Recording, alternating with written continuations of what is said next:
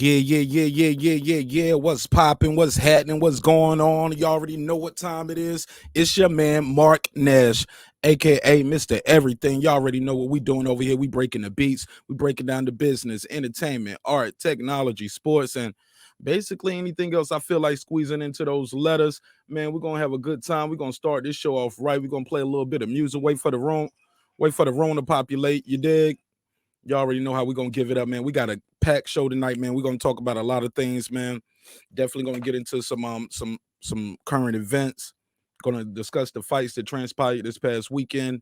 But more importantly, we're going to have a good time, man. We definitely going to have a good time. But big news, somebody got a birthday this week. This guy right here. Oh, my God, man.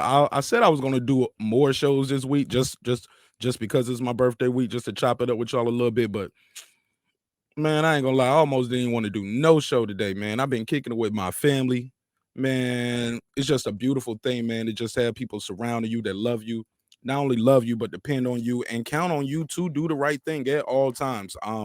It definitely keeps me grounded. I don't know about y'all, but man, it was just so dope just looking at my daughter today and just looking at how much she's grown just even since her birthday back in October. So yeah, man, life is good, man. I can't complain at all. And if I did, who would care? Let's play this joint. You already know how we doing it. It's Monday. We've been going all weekend. I'm reloaded. All right. So I'm gonna play this. I'll drop the link out there. Y'all want to chop it up with me, talk about some boxing. Definitely gonna talk about some current events. AB got a gift this weekend. I don't care what nobody say. He got a little gift right there. He got a little gift. Y'all see the thumbnail. Respect to that brother, utmost respect, but still ain't letting those hands go. Still ain't letting the hands go. Congratulations to Valdez. Shocked the world. I guess he didn't shock the people that's in his corner. He knew what he was capable of. I ain't gonna lie, I didn't think he was gonna be able to get it off. I didn't think he was gonna have enough firepower to keep Burchell off of him. Also, we're gonna talk about what's going on in Texas. Got some current events. Y'all see that clip where the cop told the dude he got to twerk or he gonna take him to jail? What the heck? We're gonna talk about it. Guy on his deathbed says, hey, the FBI and the police conspired to kill Malcolm X. I'm not surprised. We'll talk about that and more after this. I miss y'all, man. What's up? Round one. Let's get this shit going.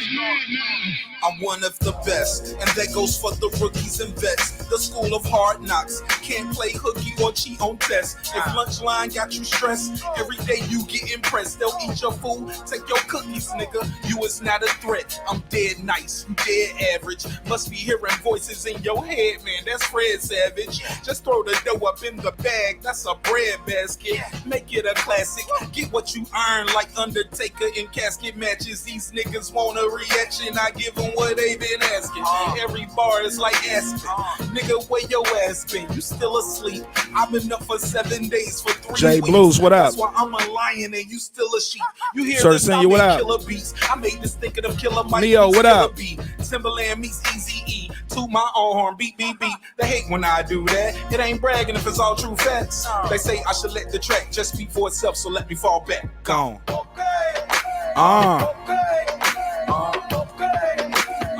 We got a good show tonight, man. We're gonna have a good time over here. I'm energized, I'm reloaded. Let's do it. Let's do it, man. We're gonna have a good show. Smash the like button on your way in. With another one. Rappers who rap like bubblegum. All think that I'm troublesome. Mainly cause I don't fuck with them. No need to reply or retort. I saw it all coming before it happened. That's Minority Report. This is awful. Look at what your sorority resort to. If y'all had all y'all rap about, y'all should have been resourceful. Stack your paper for a rainy day. That's a boss move. Public defenders always look cloudy in the courtroom.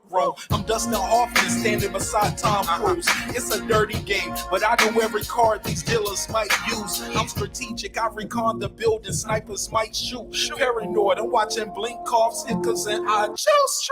Tupac playing Bishop, yeah, I want that juice. Half the gun and the respect, now want the Tropicana coupe. Ask around about Nash, they'll say he don't play. You box me and I'm going out like Carlito's way. I say, okay.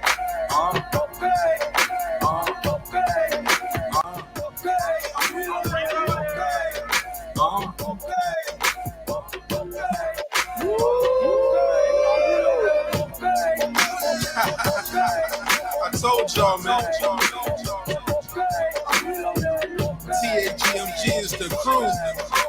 Stockyard the duo. What's up, Trey? Dro. Street. Dread. Say. Chase. Jace. Forward.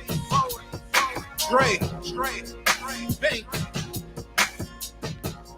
You know I ain't forget your little cuz.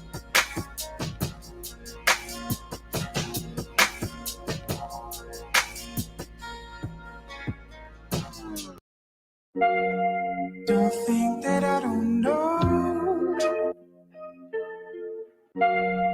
Don't think that I don't know. Yeah. Just juggling some things around right now. All right, this gonna be the last one. This gonna be the last one, and we're gonna start the show. Last song, and we're gonna start the show. I put Mookie on the third verse. Hell, now I got a hit. I'm juggling, baby. I got ice in my veins. Your heart pumping fruit juice. Hammer on my waist. Head got a screw loose. Cush in my lungs. Liquor running through my liver. Taking all my problems and putting them in the swisher. Country boy in the land of these city slickers. But I ain't taking all that you hand me or give me, nigga. I'm looking for 50 figures. JD's Yes, sir. It's your boy Nash. Smash the like button on the way in the room. Daddy's in your picture, so I hustle like I'm Russell. Keep it indie like I'm Master P. I know the wait was long, but damn, I'm cooking up a masterpiece. This is for that KFC worker making mac and cheese. This is for that stripper counting cash for a math degree. This is for the up and comers. Stay up on your grind, pimp. And when you get them contracts, make sure you read the fine print. This is for the rebels. This is a song for the soundtrack. This is for my mama, cause I can't bring her mom back. This is for my Uncle Dave. I'm praying for his kidneys. This is for my cousin Brian Jordan and his memory. This one's a classic. This is a keeper. This is for the dreamers. This is not for non-believers. Cause I remember being so broke, praying to Jesus to help me pay my rent. Cause I don't maxed out the visa. Like voila, money just appeared in the wallet. Still got some problems, but I juggle all of it. Hey.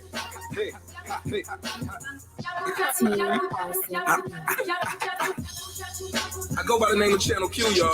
Channel Q. I'ma just go back in. Get tuned in, baby. That was a dance break, but this is far from a dance song. But if you feel the urge, find a fatty to put your hands on. Just keep your hands off me, homie. I've been a boss. That's like going bungee jumping with dental floss. Foolishness. Thinking you gon' find a nigga cool as this. ATL Southside, that's where I'm residing at. They show me love, but always wanna ask me where they find you at. South Rock, North Carolina. Must remind them that I'm in the 404 from the 252, so I keep a 4-4 and a 252. Stockyard, Team Arson, the name of my group. So many bitches weird as you think it's the 2 Live crew. By the way, I'm Channel Q, do the beats and the rhymes. About to bring back that feeling you felt with Channel Live. I can flip an hourglass and rewind their hands of time. I bring back the day my granny died. Till then, I just juggle, dealing with the struggle of it all. Acting like a clown, you can juggle on these balls. I hustle, ducking law, drop some bucks up in the mall. That's a freestyle, but these bars should cost a couple cars. I get it on every time I perform. I'm creme de la creme, you rappers are cream corn. My new mixtape about to drop, so log on to channelqmusic.com. I'm gone. Told y'all. Everybody loves music. I told y'all. It's Smokey. Hey, all I do is hustle, juggle, trying to duck the struggle. Out to get my dollars double every dollar hustled. I don't work this hard to struggle. I can't disregard the trouble. So I pray to God, the one who's dealer of the cards that shuffled. I done came too far to just do nothing about these hurdles. So I'm breaking them down like hurdles, pushing them in like girdles. I'm going in, I murders it. My word, I give my word. Inflicts way more than a verbal threat. Death, open the curtains quick. Okay, the show begins. Now that the chosen's in position for fishing, I'm slinging my pole. I got souls to win. Thinking about dipping and taking a trip to Rome. Feeling like Caesar on a kingship. I'm gonna need that throne. Run and go tell your king it's on. Tell him that he will be dethroned. Let him know he does not have long. Cause all this struggling's got me strong enough to move mountains out my way. And if I'm forced to inflict force, then I will not be using restraint. I'm gonna cock the tool and then spray. Cause I got to do what I got to do. So I got to shoot. I got a lot to prove. I won't stop it too. My heart stop it too. My soul leave and I lay stiff. Matter of fact, if I gotta come back from the dead, I will. I'll be unstoppable. Treasy, Tay Hood, Tupac, what's good? Oh yeah, shots out Big Papa too. Look here, we on this year, we blown. Hey ma, trust me, I'ma take it to the top for you.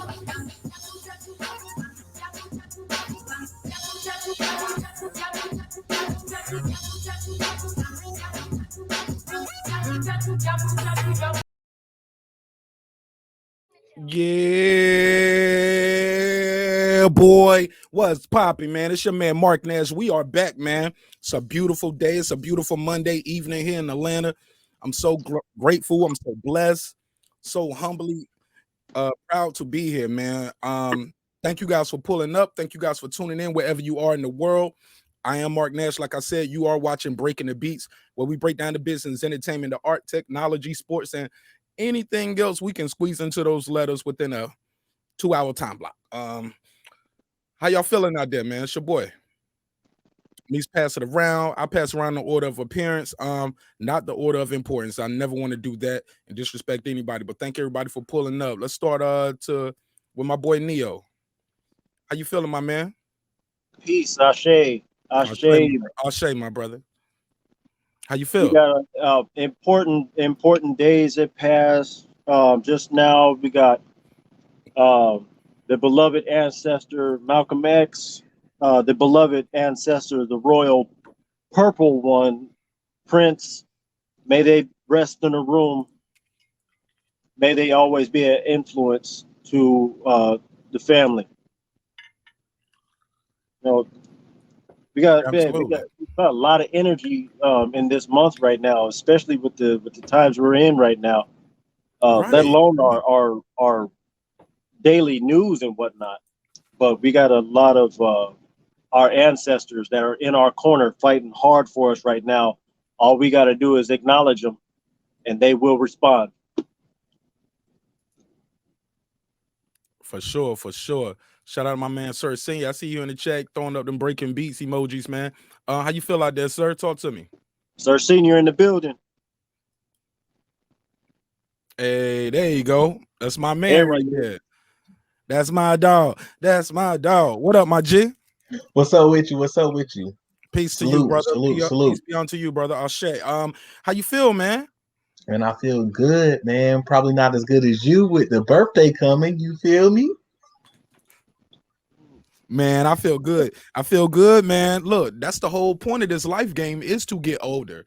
I hate when I be out there hooping with the kids, man. A lot of people don't know this, but I bought a basketball goal for the kids here in my neighborhood. You get what I'm saying? Rather teach them how to ball than break in my crib. Bars. Right. Yeah. And it is a bar. You know, I put that in a record. You know what I'm saying? But man, these kids are so dope. And they be mad at Mr. Marq because I be out there dominating bank shot all day. Man, I be like, man, I'm LeBron to y'all little kids, man. But they some big kids though. They like what, 14, but some of them taller than me. There's one kid built like Cam Newton. He's like a truck going through there. Like they went and recruited him from another neighborhood to come over here and beat me. Like, you ain't gonna beat him, Mr. Marq. Because I was like, this dude is 6'5". How tall? How old are you, man? I'm 14, 6'5". And he like 6'4", 6'5". He like 14 years old. Kid is a monster, and he don't play football, just basketball. But I'm like, yeah, man, this kid is huge, and he's just wide too. You know, he's a man, bro. He's a man child. Yeah. I was like, so this is what it was like when kids was playing with Shaq when he was coming up. That dude part. Is 14 and he's 6'4", 6'5". It's like something you see on TV, and he's good too. He's not just out there big for nothing, but.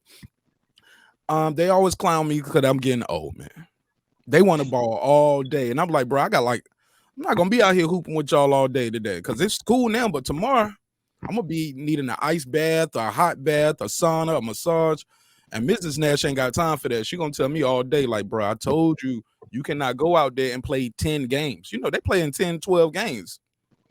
And then they'll take a break and want to come back and play another 10 and 12. I'm like, nah, man, that's it, bro.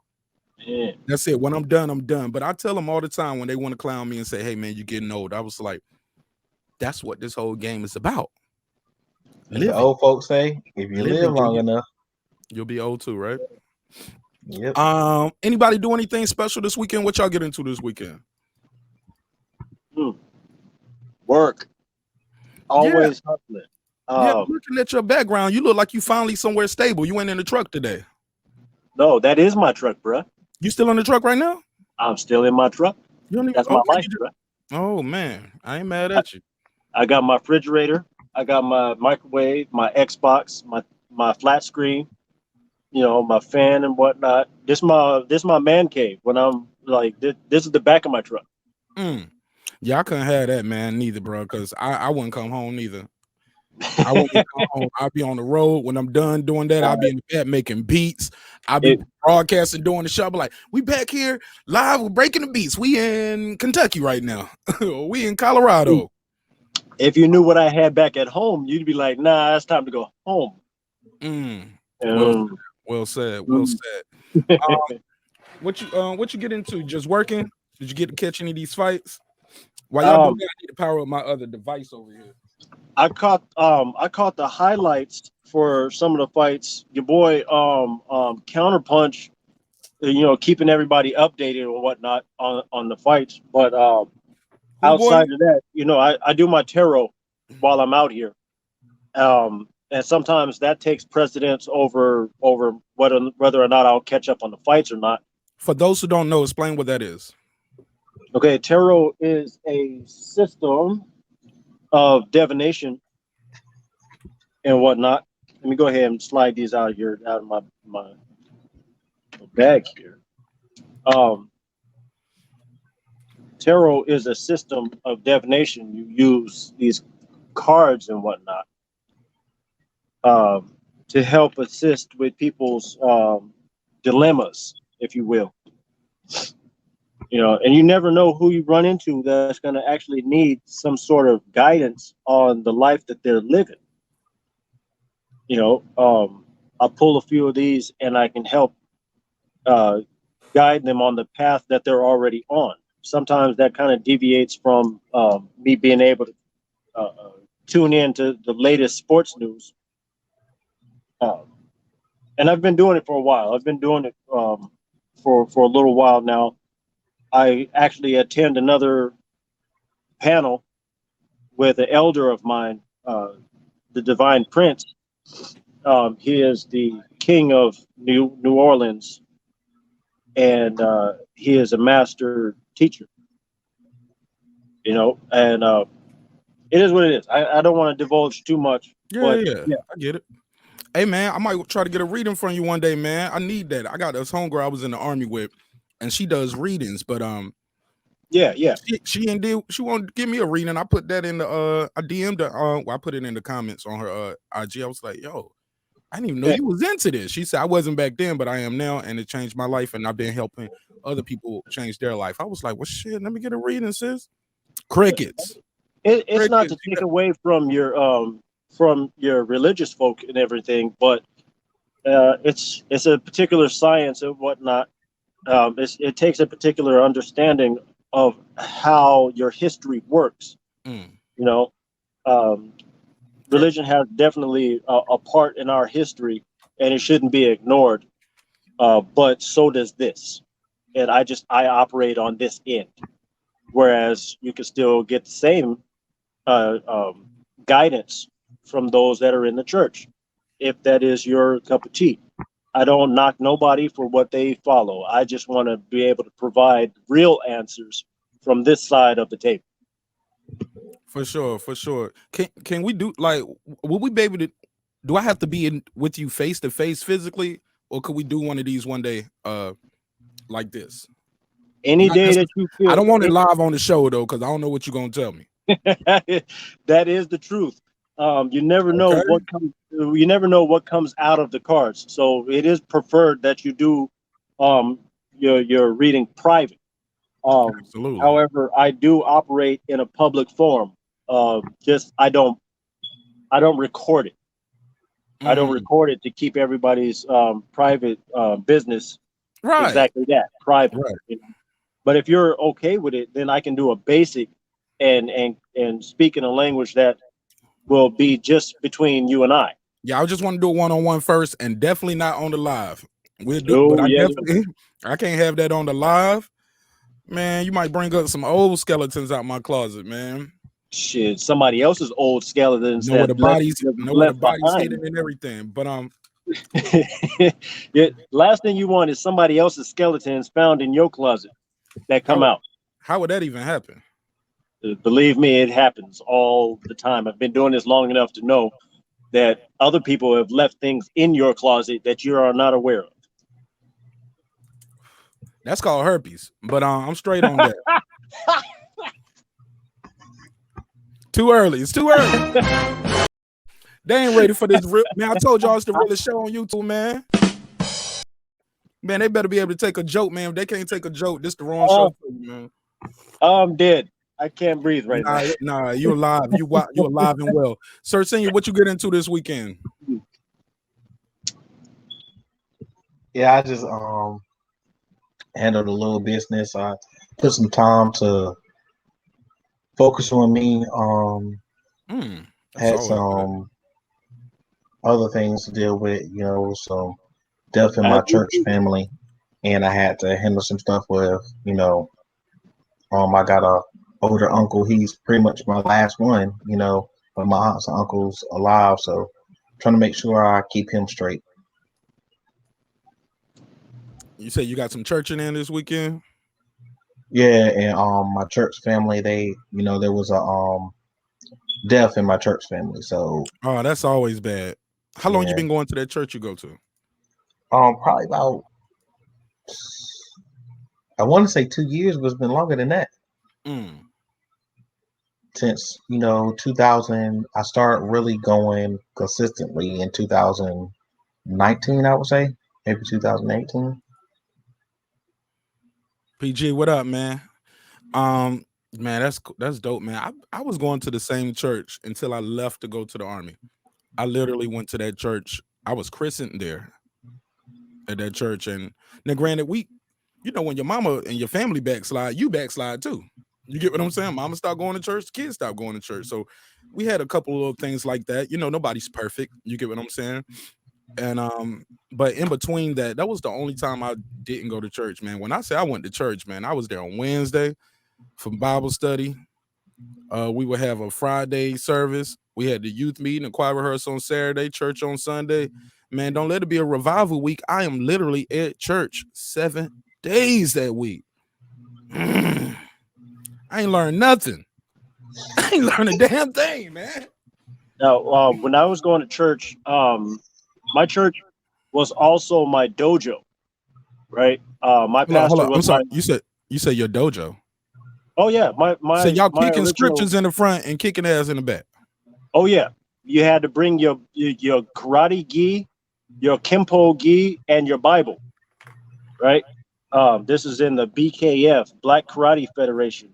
Was also my church that I was baptized in. What city and state was this in, man? 'Cause I never heard of this. California. It was at the time it was a place called Duarte. Right. That's the city? Oh yeah. Never heard of it. No disrespect. Duarte, California. Monrovia, Arcadia. This is upper East LA County. Mm-hmm. You had the Grand Masters were who are in the Martial Arts Hall of Fame is Bishop Donnie Williams and Sifu or Sijo Steve Muhammad, who actually still trains Farrakhan's security. That's interesting. It is. It's interesting history, right? So how would that work? Y'all would do service first, and then after service, like you guys would do, guys would practice and do training. We would do. Sometimes it would be a mixture. You could actually, as long as you are studying your Bible, you can actually go up in rank as long as you know your katas. You know, you know your basics and whatnot. You have to be able to recite scripture as a part of your kata, so that you can go up in rank with your belts. Yeah, in Taekwondo we call them ponses. Yes, which sounds funny, but it is as an adult saying it. But yeah, you had to know your ponses. But yeah, and it's basically you would go through and you would practice your blocks and it's almost like how you look like somebody to a novice. It'll look like you just shadow boxing, I guess. You get what I'm saying? Yeah, Or you that's look like you're just exactly. doing this. Yeah, that's what it is. It's shadow boxing. You go this way, then you turn and block. You do a down block, then you do a punch, then you do the block here. You know, and you kind of end up in a circle. And it sounds like it don't look like you're doing nothing, but you can make one mistake just doing that, and you got to start over, or you didn't do it right. It was like, okay, you did a high block instead of a down block, or things like that, or you went to your left instead of to your right. But in each level, you got to know more, and it just levels up, man. It's levels to everything, I guess. Oh yeah. Yeah, that was the first martial art that I was professionally, I guess, normally trained in. Was Taekwondo. My mom got us in Taekwondo when we were little, and funny thing is, it stopped me from fighting, which Right. is Right. weird.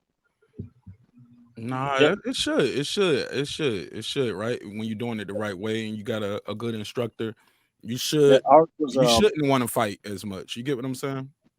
right. Ours was a combination between Kempo and Taekwondo.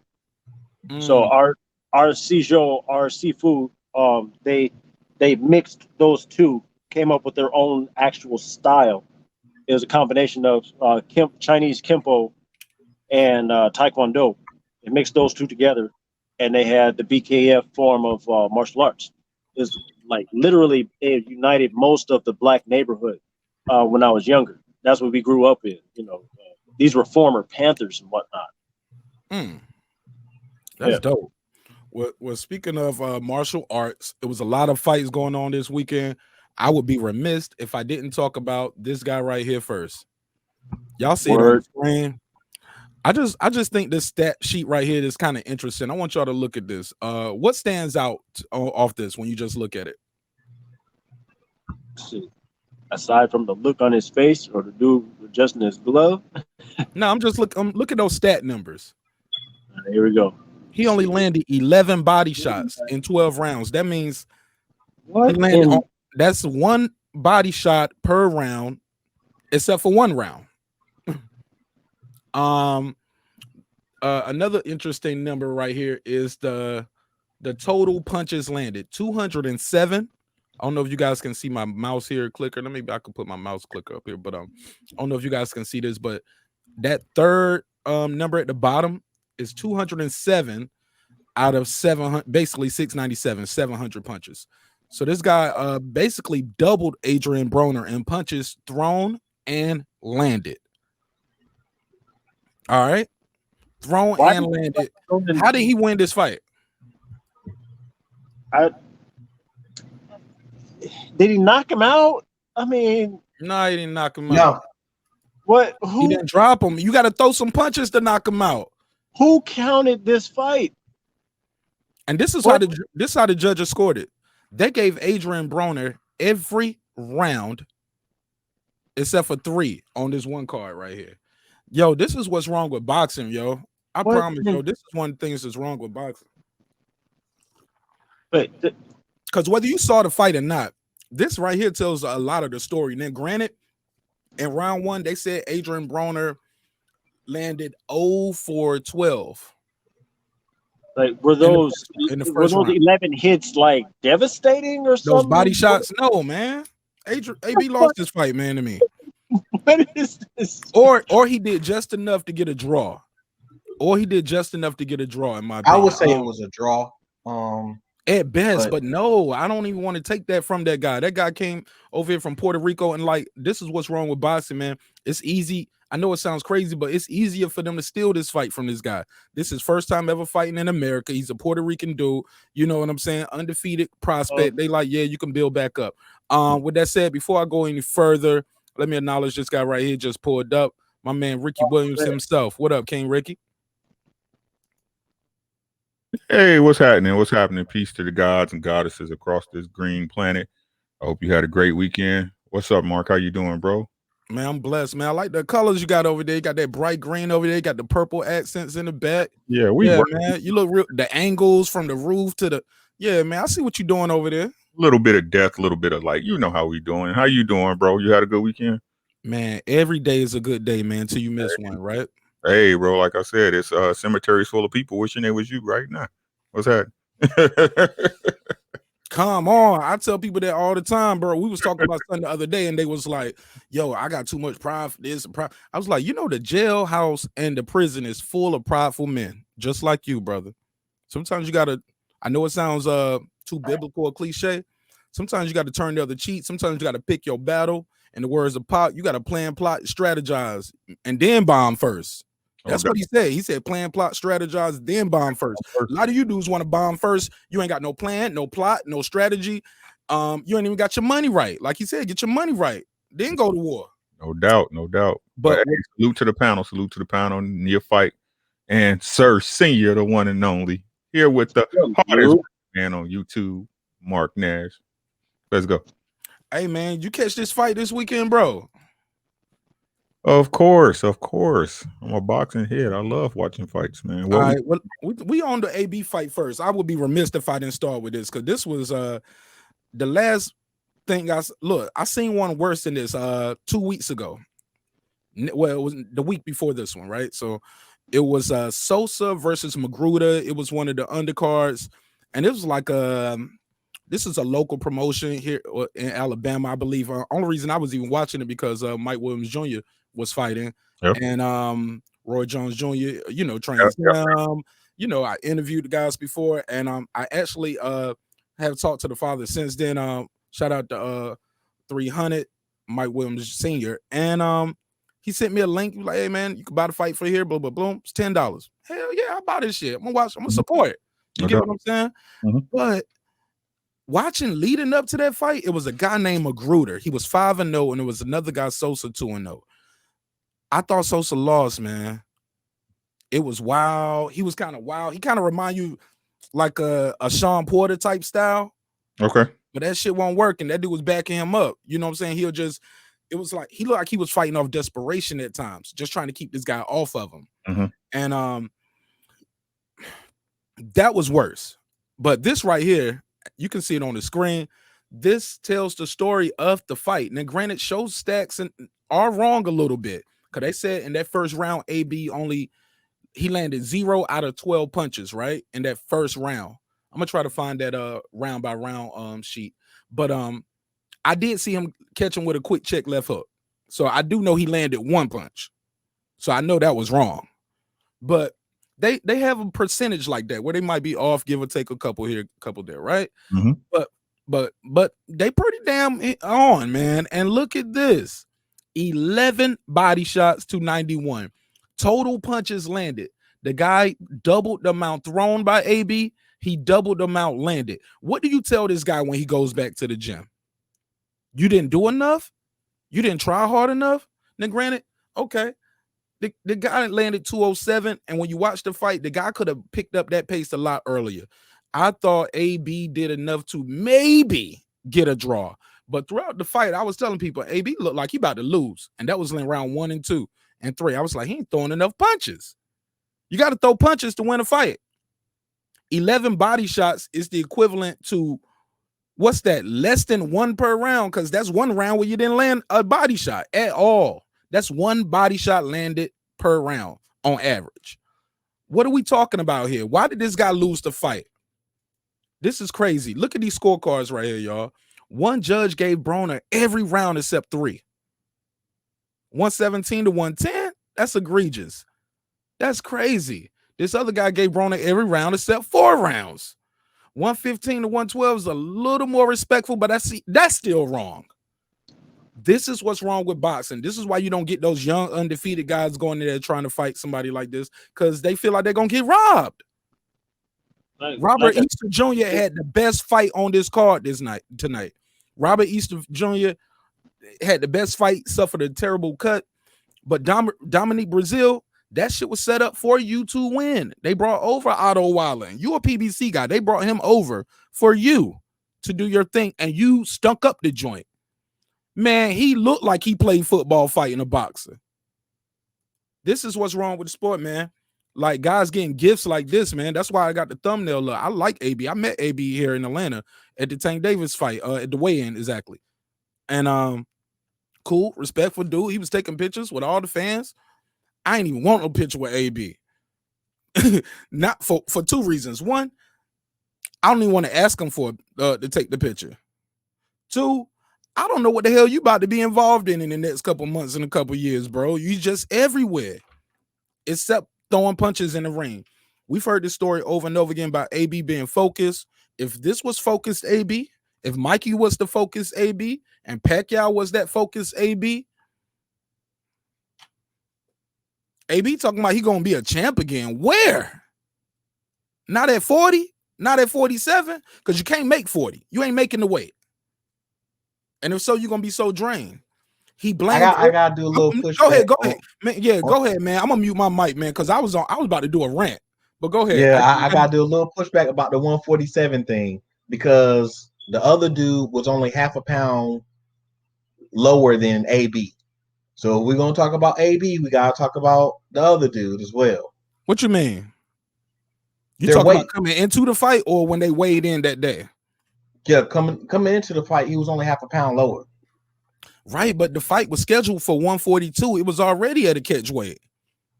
You didn't even make the catch weight. So they rescheduled the fight for 147. And coming into the fight, he was only half a pound. It was only a half a pound different. What are we talking about here? I'm not saying it's a problem with him. I don't think the weight is why the guy lost. Because the guy won that fight. Giovanni Santiago won that fight. I don't think the weight was the issue. I'm talking about Broner saying he's going to be a champ again. And I'm like, where? Because he doesn't make 140. He does the catch weight. He even made a joke about the press round. He was like, I'm undefeated at 142 or 43. But you get what I'm saying? It's a joke. But even when he fought Mikey Garcia, Mikey Garcia was like, nah, I ain't playing those games with you. We're going to put some, I think it was like $100,000 per pound, something crazy like that. It was a lot of money per pound. He can get that off with some people. He didn't play with Pacquiao like that. Pacquiao couldn't. They won't play in them games with him. But when he fight those other guys, yeah, he comes in overweight all the time because they need the money.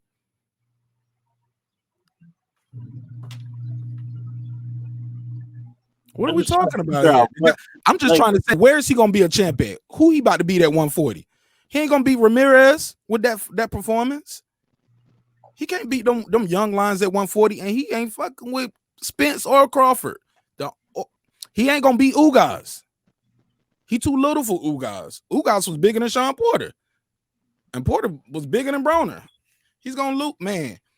He's gonna get embarrassed at 147 facing top composition. But with that, I digress. I'll put this up so y'all can see it and let the people just tuning in see it. But I like Adrien Broner as a character.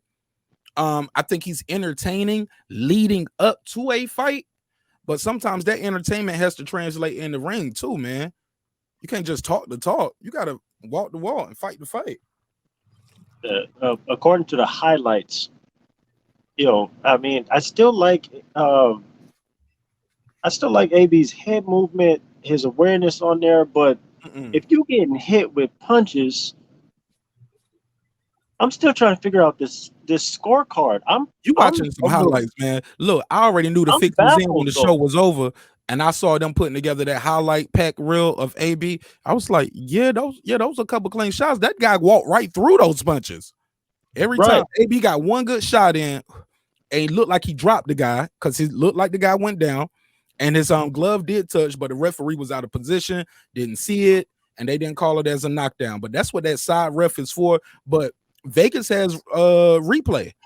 I was like, I don't know what's going on. Why they ain't going to the replay? Vegas has a replay for this.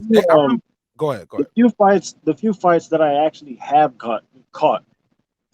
The one thing that I can say about AB is that he don't throw his punches from his whole body. It's just from upper body. I never see him actually sit and balance from his feet and throw his punches. So therefore, from my experience, that means that you don't have no power. You can be sharp throwing punches like that and everything, but you're not Mayweather. So why are you acting like him? And that's my personal opinion. I'm just saying, he's accurate, he's sharp, but he's not throwing power punches. They don't look like power to me. it may look like power to somebody else, but I don't see him throwing punches from a balanced stance at all. I mean, you got to be able to. It's a certain amount of being able to throw punches and throw it from your lower body and throw your hip into it to follow through. I don't see no follow through. I see muscle. I don't see follow through though. So how the hell? Who's counting these punches in this fight? I don't understand that. It sounds like money. Somebody got some money behind this. I'm gonna sip my drink right here.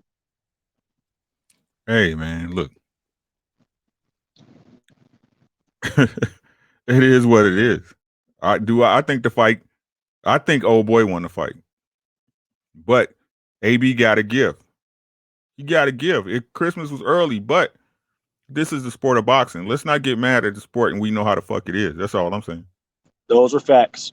Right? Let's be honest. You know why AB got that win? My name is my name. That's why. It's my name. Right? Don't act like other fighters ain't had the same luxuries. Yo, that was real cute right there. You brought your own sound effects in here, He man. brought his own sound effects. I like that. Show, and I know where that came from. That's Marlo Stansfield when they sitting in the jail. He was like, Omar was talking shit about me? Right? It's no what did he say? It's no different. Like, but let me say this, and I did a video on this earlier on my live stream, right? AB is what he is right now, guys. Right? To all the fans who keep saying if AB just let his hands go, if the old AB come back, the old AB doesn't exist anymore. Word. This is AB, like it or hate it, right? Now, did he deserve that win last night? If I'm being totally honest, no. But if I'm being real honest about the game of boxing, y'all ain't gonna take care of him when he fucking punch drunk when he get old. Right? Y'all ain't the ones that's gonna come out and get your autograph signed once AB no longer trending topic or he not in the game no more. We're not asking him to keep boxing. Right. I'm not saying you saying that. I'm just telling the truth of the matter, bro. Yeah, but we all know that. But stop lying to the fans, yo. Stop saying, I'm back. I'm best. I had the best training camp. You right. Let my hands go, and then you go in there and you stink up the joint. The old AB. We are the one, not you. I'm talking in general, guys. So bear with me. The public, right, are the ones who keep saying they gonna see the old AB. It's up to you. Believe this nigga done lied to y'all 4 or 5 times, right? Pacquiao, Mikey Garcia, right? He's looked the same. The old AB ain't coming back. He's moved. This new AB is the AB that lives there, right? He's not going to let his hands go. He's super defensive. It doesn't matter what his tools are. Like I said, he got all the tools, but it don't matter. If you show up to work, you got the drill to put the IKEA cabinet together, but the battery's dead. Word. Right? He got all the tools. He not gonna use them. It's okay. But for us to keep holding this man to a standard that he refused to hold himself to, I'm not gonna keep doing that. This is AB. This is AB. It's okay. For me. Mark, you looking behind. That boy said he about to be a champ again. Where? He lying. Where? Leave a liar? Okay. That's up to you. You said that's okay though. It is. What? Are you gonna buy AB pay-per-view? No, for what? Like I said, I would. He gonna have to fight somebody, and he gonna get embarrassed. I ain't gonna bet on him. I would watch him fight Bud because I know Bud gonna chop him up, but he won't do it. Like I said, bro, that's your choice. Like I said, people are holding Adrien Broner to a standard he doesn't hold himself to. Who's stupid, us or him? No. We're holding AB. We taking a man at his word. The man said, "I'm back." His word is shit. Okay. Now I would say that. Y'all see these punch numbers on the board?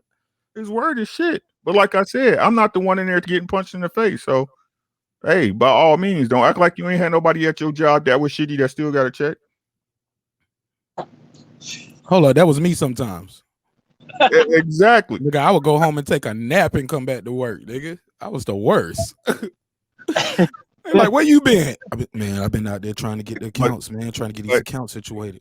In all fairness, Mark, like, you got slob on your face, nigga. In all fairness, bro, he didn't win that fight. He got a gift. Like I said, the reason he got the gift, cause my name is my name. And, hey, Get your check and move on, bro. Okay.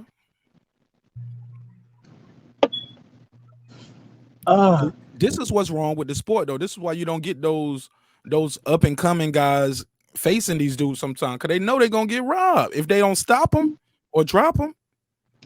And you got a guy like AB who just know how to survive. Yeah, I mean, he's definitely no Mayweather who knows how to count his punches and count his opponent's punches at the same time. You know, it looks like he's copying that format, but you know, he's got tools of his own that he can use. But I don't know. It looks like he's mocking. No, nah, man, that ain't mocking. No, man, look, I'm gonna tell you who did a better job of mocking him and still got knocked out. Josh Kelly. Oh, he came right out with the Philly shell shoulder up. Looked like he was I was like, yo, it's too early for this. He need to have his hands up. Everybody like that Philly shell, that Mayweather money shell, but Mayweather does that after he wore his guy down a little bit. He got his timing down. You know, he comes in hands high, first round, and within the first 30 seconds, he always throws a lead left hook. Watch his last 8 to 10 fights.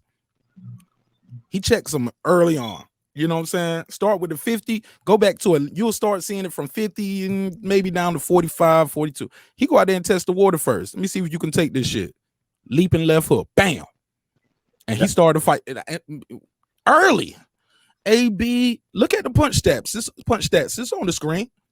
Like I said, this is a little off because I did see him land one check left hook close to the end of round 1. But they say he didn't land nothing. And judges gave him that round. He didn't land nothing, but yet he won the round. Look at, and your opponent landed some punches, but sometimes judges they know who paid them. You know what I'm saying? They know why they here today. They know what they're supposed to do, and I think they learned a lesson from that Charlo fight too. They could have made it at least look like they were trying to. Because those numbers don't make no damn sense, to be honest with you. Like the numbers just don't. That like the percentages don't look legit. Honestly, they don't look legit. I thought it was a joke. I thought you were putting up like your own version of the score chart. That's why I was like, I'm not looking at that. But why are we looking at this? But who's clowning around here? But if those are the score charts, if there was any other fighter, he'd lost. He lost that whole fight. Like I said, somebody's pockets is lubed. I realized something in this fight. There's something that I realized in this fight when I was watching it. I was like, okay, now I understand. What's that? He won this fight. That's why he thought he won the Manny Pacquiao fight. I beat that boy. I beat him. Bro, did y'all see that meme video going around that I beat that boy? I beat that boy. And they show him getting beat. The hell, it was like the little Stewie thing. He was like, I beat him. Bam. I beat him. Getting his ass beat the whole time. Adrien, you know when you order a cheeseburger, you know what you looking for. I don't get it. What are you looking for? I don't get it. What? I didn't get it. What? It went over my head. Come on, I got my finger on the button. What did I miss? That was his quote. That was his quote when he lost. He said, "What? Like, how do you think you actually think that you won against Manny Pacquiao?" He was like, "Well, you know, when you order a cheeseburger, you know what you looking for." Yo, Adrien Broner got washed. Yo, they stole that fight from Giovanni Santiago. My boy, they gave a lot of credit to him having knots on his head and he got cut. They gave a lot of credit to that. Like they kept talking about that. Nah, man, it was, like, what? Nah, man, it was clash of heads in there. It was just roughing up. Look, you win a fight, you're gonna get hit. Some people, they're not. Some bruisers show up more than others. I seen Danny Garcia beat up a lot of people, and his face was looking like he lost the fight. You get what I'm saying? Some people just cut and bruise differently. I seen Gabe Rosado fight, but on the flip side, Gabe Rosado with mad scar tissue went in there and he got robbed. I think against Jacobs. I think he did enough to either win that fight or get a draw. Like Jacobs, I didn't think Danny Jacobs beat Gabe Rosado when they fought. I did. Yeah, I agree with you on that, Mark, man. That Danny Jacobs looked like he wasn't even there, bro. He was there for a check specifically, bro. He didn't do nothing. Bro. And look, and as far as AB was looked like he was saying he looked like he was seeing ghost of Marcus Madonna in that time. The guy threw that left to the body and he came up with that left. See, it wasn't the chin that got him, it was the temple. Same thing with Burchett. It wasn't the chin shots that took him.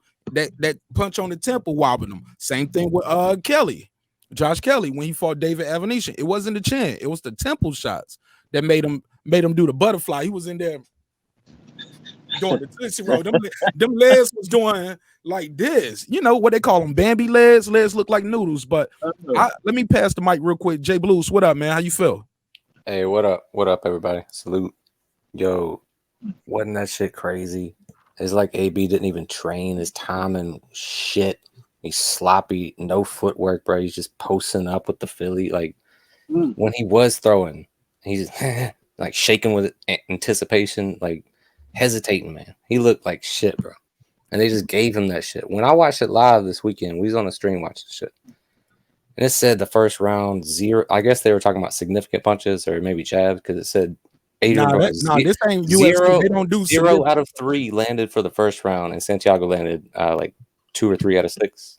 No, AB was let me pull it back up. He was got it right here on the screen and blow it back up. AB was 0 for 12. Santiago was 3 for 15. Bruh.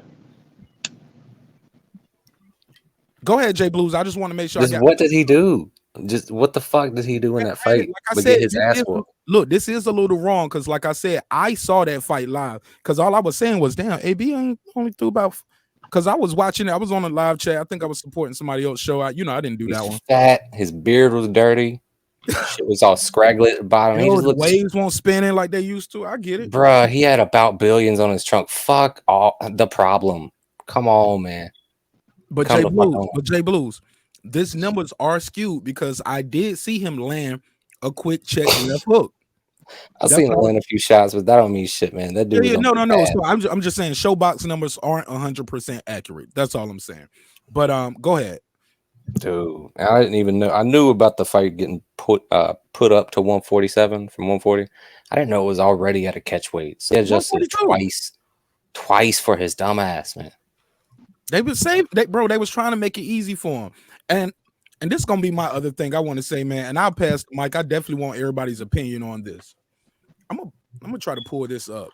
Matter of fact, I ain't gotta pull it up because it is what it is. Y'all know who we dealing with here. The man said a couple things that I thought was interesting. He said we gonna go back, we're gonna go party and pop bottles and all weekend, then Monday is back to hitting the bag and kicking ass. No, you're not. You're not back to kicking ass and hitting bags on Monday if you just partied all weekend. You know why? Because he already don't have the ethic. You don't have that work ethic, Adrien Broner. That's gone. Like Ricky said, that old AB is gone. He don't exist no more. You get what I'm saying? And as long as he's fighting this level of competition, these unknown names, it's easy for them to rob them. You get what I'm saying? So another thing that I thought was interesting, and I want y'all opinion on this. He low-key was trying to blame Mr. Al Heyman and Mr. Steven Espinoza for his shortcomings. He said, y'all got to keep me in the ring so I stay out of trouble, man. If I don't get no fight in a year or two, shoot, I'll probably have a couple more cases when I come back again. Bruh, stop it, man. AB, Mr. Broner. It is your responsibility. Hold on, man. Let me say this bar and I pass it right to you, Neo. It is your responsibility as a man to keep yourself in the gym so you'll be ready when they call you. It's also your responsibility, sir, to keep yourself out of legal trouble. It's nobody else's responsibility. Nobody got nothing to do with that. Whether you got a fight scheduled or not, you should not be out here catching cases and being on TMZ for all the wrong reasons. I'm mute my mic. Go ahead, Neo. Bruh, I'm all right. When you put up that score chart, it said 83 of 3 not that one. The one with that Okay. dumbfounded look on his face. Oh, I got you. Let me switch that out for you. Go ahead, sir. Like, I 83 of 364 is 23%. No. It's this one right here is 98 of 338. He landed 98 punches. He threw 338. The other guy doubled him in punches landed and thrown. 98. Because I'm still trying to figure this out. This still don't make no matter. What you ain't getting? The number, the percentage is the percent. The man threw 98 punches out of 338. That's 29%. Now, top right hand corner of that chart. Okay, that guy. Okay, he landed 83 of 364. That's 23%. How? What you mean? I don't. Seems a bit off to me. Okay, let me do a Google then. Why you? That's what. And he ain't see that. That's what he's saying. You didn't see that thrown, or you don't think the percentage is a legit number? I could put that in Google real quick. I didn't see it. Like, you didn't see the fight. I seen the highlight reel. The highlight is don't even look like it. Still don't even look like that was even something. Listen, how long was the highlight? Listen, my G, how long was the highlight clip you saw? Because when you got 36 minutes of action, if I put together a highlight clip of 3 minutes or 5 minutes or 10 minutes, I can make it look like however I want it to look. 12 minutes, 59 seconds. That's how long is the clip you watch? Now, how much is that is intro and bullshit and slow motion shots? Most of it is it's like a YouTuber put it together, so it's like mostly fight. Okay, well, I'm telling you the real for real. Your boy watched the fight. I wouldn't lie to you, Neo. No, I mean the man did start off. Granted, that first round, the man didn't do too much. I guess he was a little apprehensive, a little gunshot, but then he started working him. He was frustrated though. He was frustrated. AB did frustrate him. Santiago won that fight. AB frustrated him. But all I'm trying to say is this. He was just busy. That's all I'm trying to say. In the 11th round, I want to say AB threw what? Was it 11th or the 12th round? Like, it was like a minute and a half into it. And I was like, damn, AB gonna lose this just by not throwing no punches. Like, the dude missed. AB looked away, and then the dude came right back to him. AB would make him miss sometimes, duck under or swat out the way, make him miss. And instead of turning and trying to retaliate because he got the guy out of position in the corner or on the ropes, AB would just dance away and go back to the center of the ring. Yeah, you made him miss, but you didn't make him pay. Go ahead. Right. I'm still like I'm with you though. Like, I think Santiago should have won that fight. The numbers still look like, hey, it should have been Santiago. Why? He's normally when people are that busy in the fight, the score, the judges usually give it to him because he's doing more, he's throwing more punches, he's obviously landing more punches. They would give it to the person who hit or landed more punches. Where okay, so they're giving it to him because he's like, going easy on him or something. What is going on here? It's not an expedition fight. This is a fight. Yeah, it's on Showtime, man. They set the fight up. If you look at if you really look at it, they already set the fight up for AB. They treated him like he was a champion. They talked about him like he was a champion. They already had it set, and they picked judges that favor defense over actual action. Okay. See, now that's starting to make a little bit more sense. They set the fight up for AB to win. It was set up for him to win. And it made it look like he did something by beating a guy who was undefeated and is known for really throwing heavy punches. But I've seen Glenn Feldman scorecards before, and he probably had the closest one, but he still gave it to Broner. And I'm like, Glenn, you was a little off on this one, my G. You know what I'm saying? You're a little off on this one. You get what I'm saying? You still off. This Peter Harry card is egregious. This Tom Carlson, like these guys, like, and I think it's easier, like I said, man, to rob the guy who never fought in America before. He probably, you don't know when he's gonna fight again. He's a young prospect, not even a prospect. He's just a young undefeated fighter. You get what I'm saying? But what do you guys feel about AB saying Al Heyman and Steven Espinoza need to keep him in the ring? If they don't, you know, if they don't keep him in the ring, he be getting in trouble. And he was like, y'all got to keep me out, keep me in the gym. But right before that, he said, hey, we're going to party this weekend. We're gonna pop bottles and party. One too many punches to the head. The only 2 points I can give AB for this fight is he actually showed up. And the fact that people always say that, you know, oh well, his weight, he was only half a pound different. I gotta, you know, point out what's right is right. He was only half a pound different when they stepped in the ring. I'm trying to think of another point. But the fight was scheduled for 142. Yeah. Wait. They stepped into the ring the next day, sir. Yeah, everybody gained weight overnight. I'm trying to give him points. You always say something positive before you say something negative. You don't have nothing good to say. You know, you just leave. That's my point. That's my principle. Is you got to give positive with the negative. I'm trying to find some positives. Oh, he wore my favorite color, red. I give him points for that.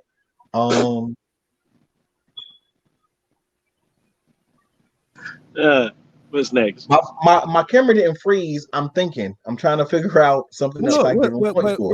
Look, focus on this then. What do you feel about this part though? He said Al Heyman, Steven Espinoza. Oh, he actually said Al Heyman's name. Yeah, that's what I give him credit for. Nobody else. Hey, sir, serious man, because we don't been on this too long. I kind of want a real serious answer. How do you feel about a grown man? Seriously, hear me out. Saying, hey, y'all got to keep me in the gym. Can I go in for a second?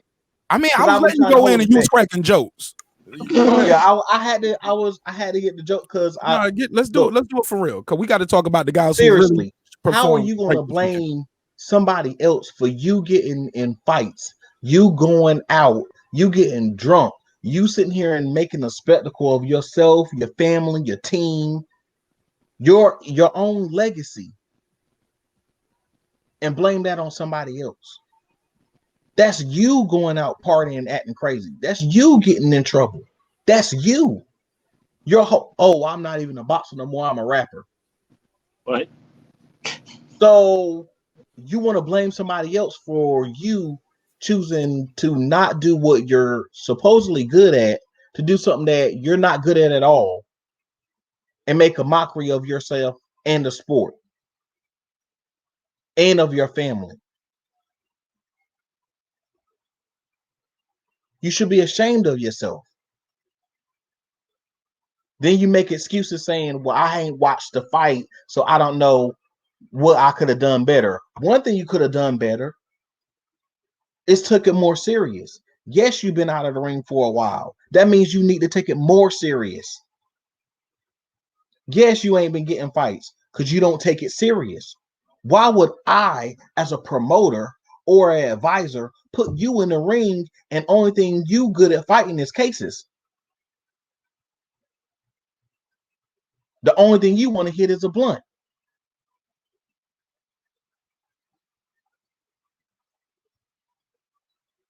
You ain't trying to jump rope. You're not trying to do nothing but get yourself in trouble. It's disrespectful to everybody who believes in you. It's disrespectful to everybody who looks like you. It's disrespectful to you, your family, and everybody else who's in the sport and everybody who looks up to you. Get yourself together. You got skills that other people would die for. But you want to throw them away. I mean, well, he getting paid. He's still getting a check, and he getting a big check too against low-level opposition, to say the least. And I did look up this contract. This guy was a last-minute replacement, so they did increase the weight limit to it. Just you couldn't be over 147. So the guy did come in a half a pound lighter, 145.2 versus 146, and it was a very last minute replacement. Santiago stepped in for somebody else. So this wasn't even the main guy he was supposed to fight. So they did increase the weight limit. So you were right about that. Jay Blues, Ricky Williams. Y'all talk to me, man. How do y'all feel about him saying Al Heyman, Steven Espinosa, y'all got to keep me in the gym. If y'all don't keep me in the gym, I'm gonna catch a case. I don't. He a grown ass man. He responsible for himself. Like I said, it's all depending on what you want to believe. If you want to believe what he's saying, go right ahead. You setting yourself up for disappointment. But like I said, I realized AB, this is the AB we got. AB gonna talk shit. That's just him. He ain't gonna humble himself. Right? But you can talk all the shit you want if you ain't showing it in the ring. I don't care. But the new AB, the old AB is not coming back. That's all I'm saying. I'm not emotionally attached to AB. I could care less. I just don't. I get it, but it is a show, and we do got to have an opinion, right? It's an opinion-based show. Yeah, this is my opinion, bro. I mean, I'm not knocking what y'all saying and nothing. I'm just telling y'all how I feel about him. You know what I'm saying? It's like he is own man. He gonna have to reap what he sows. If he want to keep putting off and blaming stuff on other people, he gonna keep getting the same results. But I honestly feel, again, in my heart of hearts, no shade against AB or nobody. Everybody didn't got something for nothing before, I guess. You know what I'm saying? We didn't seen other robberies that went just as bad. So shit, maybe it was AB time to get one. Maybe it's not. But shit, either way, he defined his own legacy. So if this is what he wants his legacy to be, by all means. But he looked like shit Saturday night. I know that for a fact. But he still got the W. Whether it was given to him or not, it's still a W. That's what everybody say about every other fighter. When you bring up other different conversations, oh, Tyson Fury cheated, he still got the W. That's what people say. So, hey, either way, it's on Adrien Broner, and this is the one we got. I'm not expecting the old B. The old AB is gone with Dillian White B samples. Where the fuck them at? That's where AB at. You know what I'm saying? Stop looking. Stop listening. My man said they went to B. Y'all inviting old AB to the party. He ain't showing up. He on the side of a milk carton. Leave him be. Right now, you just know. You know not to support this. Not to support it. Yeah. And Jay Blues, let me get your thoughts on it as well. How do you feel about him saying Al Heyman, Steven Espinosa, y'all got to keep me in the ring. If y'all don't keep me in the ring, you know, that's how I be getting in trouble catching cases. You can't be villainous and then play the victim. You can't play the part of a villain and then turn around and say you have to protect me from myself. Like, what does that even mean, bro? You've embraced that. You own that for years now. Like, it's kind of, you're infamous for it. Ah, shit, AB and his bullshit, man. Here he comes, bro. Right, so, his name's the problem, right, Jay Blues? It's the problem. He definitely is the problem. He is a problem. Like, I don't know what his problem is, but the motherfucker is so good. Like, what Ricky was bringing back just feelings I had during the fight, man. Just goddamn, he used to be so slick and fast and reactive, man. His reflexes used to be amazing, man. But all shit's gone, and it's just his greed and I don't even know, malice at this point. Like, he wants to be some weird murderous type rapper. That shit is trash, by the way. His fucking music, dude. Oh my god, so overproduced and it's clashes and shit. But yeah, man, I like Ricky said, dude, keep wishing for that old AB, but that motherfucker is gone forever, man. You left with this dude now. Go ahead, Neo. I'm gonna refresh my screen. It looked like my camera frozen.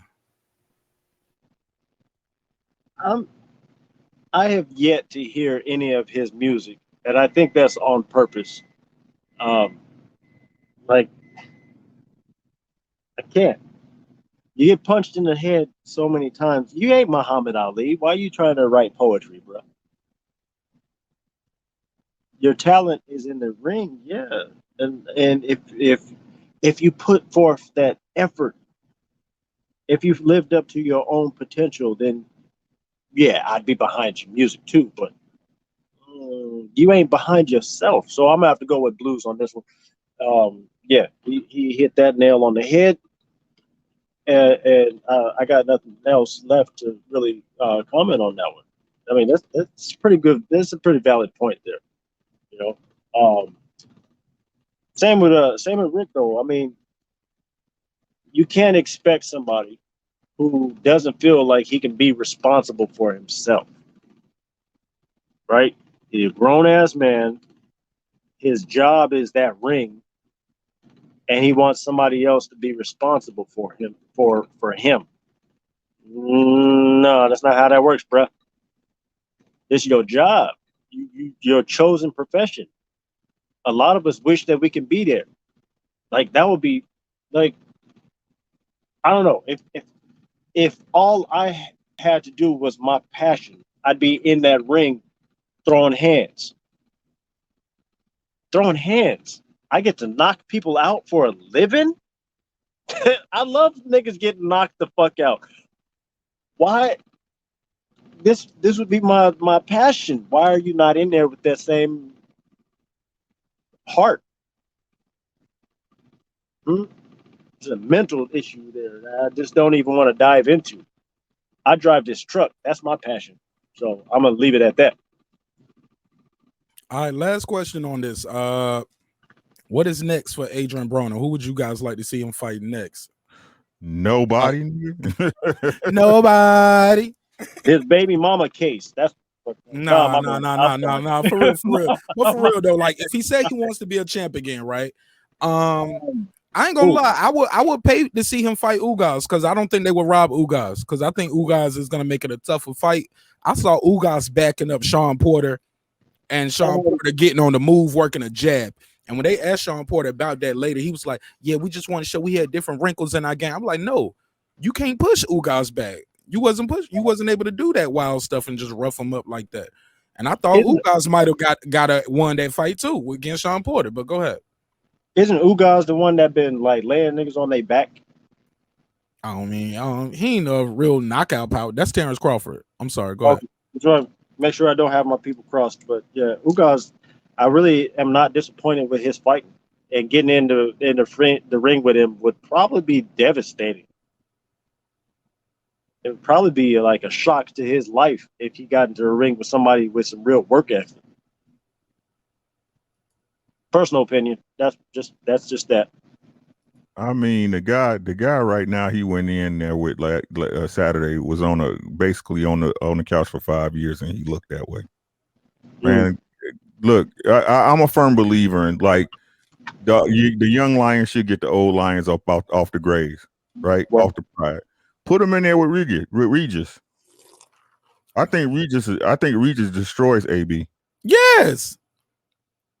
And he was calling out. He was like, "Yo, he been calling my name." I told him I like him every time he fighting. I'm rooting for him, but I'm gonna fuck him up. I think they should put him in there with Regis. No, Regis Get it over with. Get him a payday and get him out of there.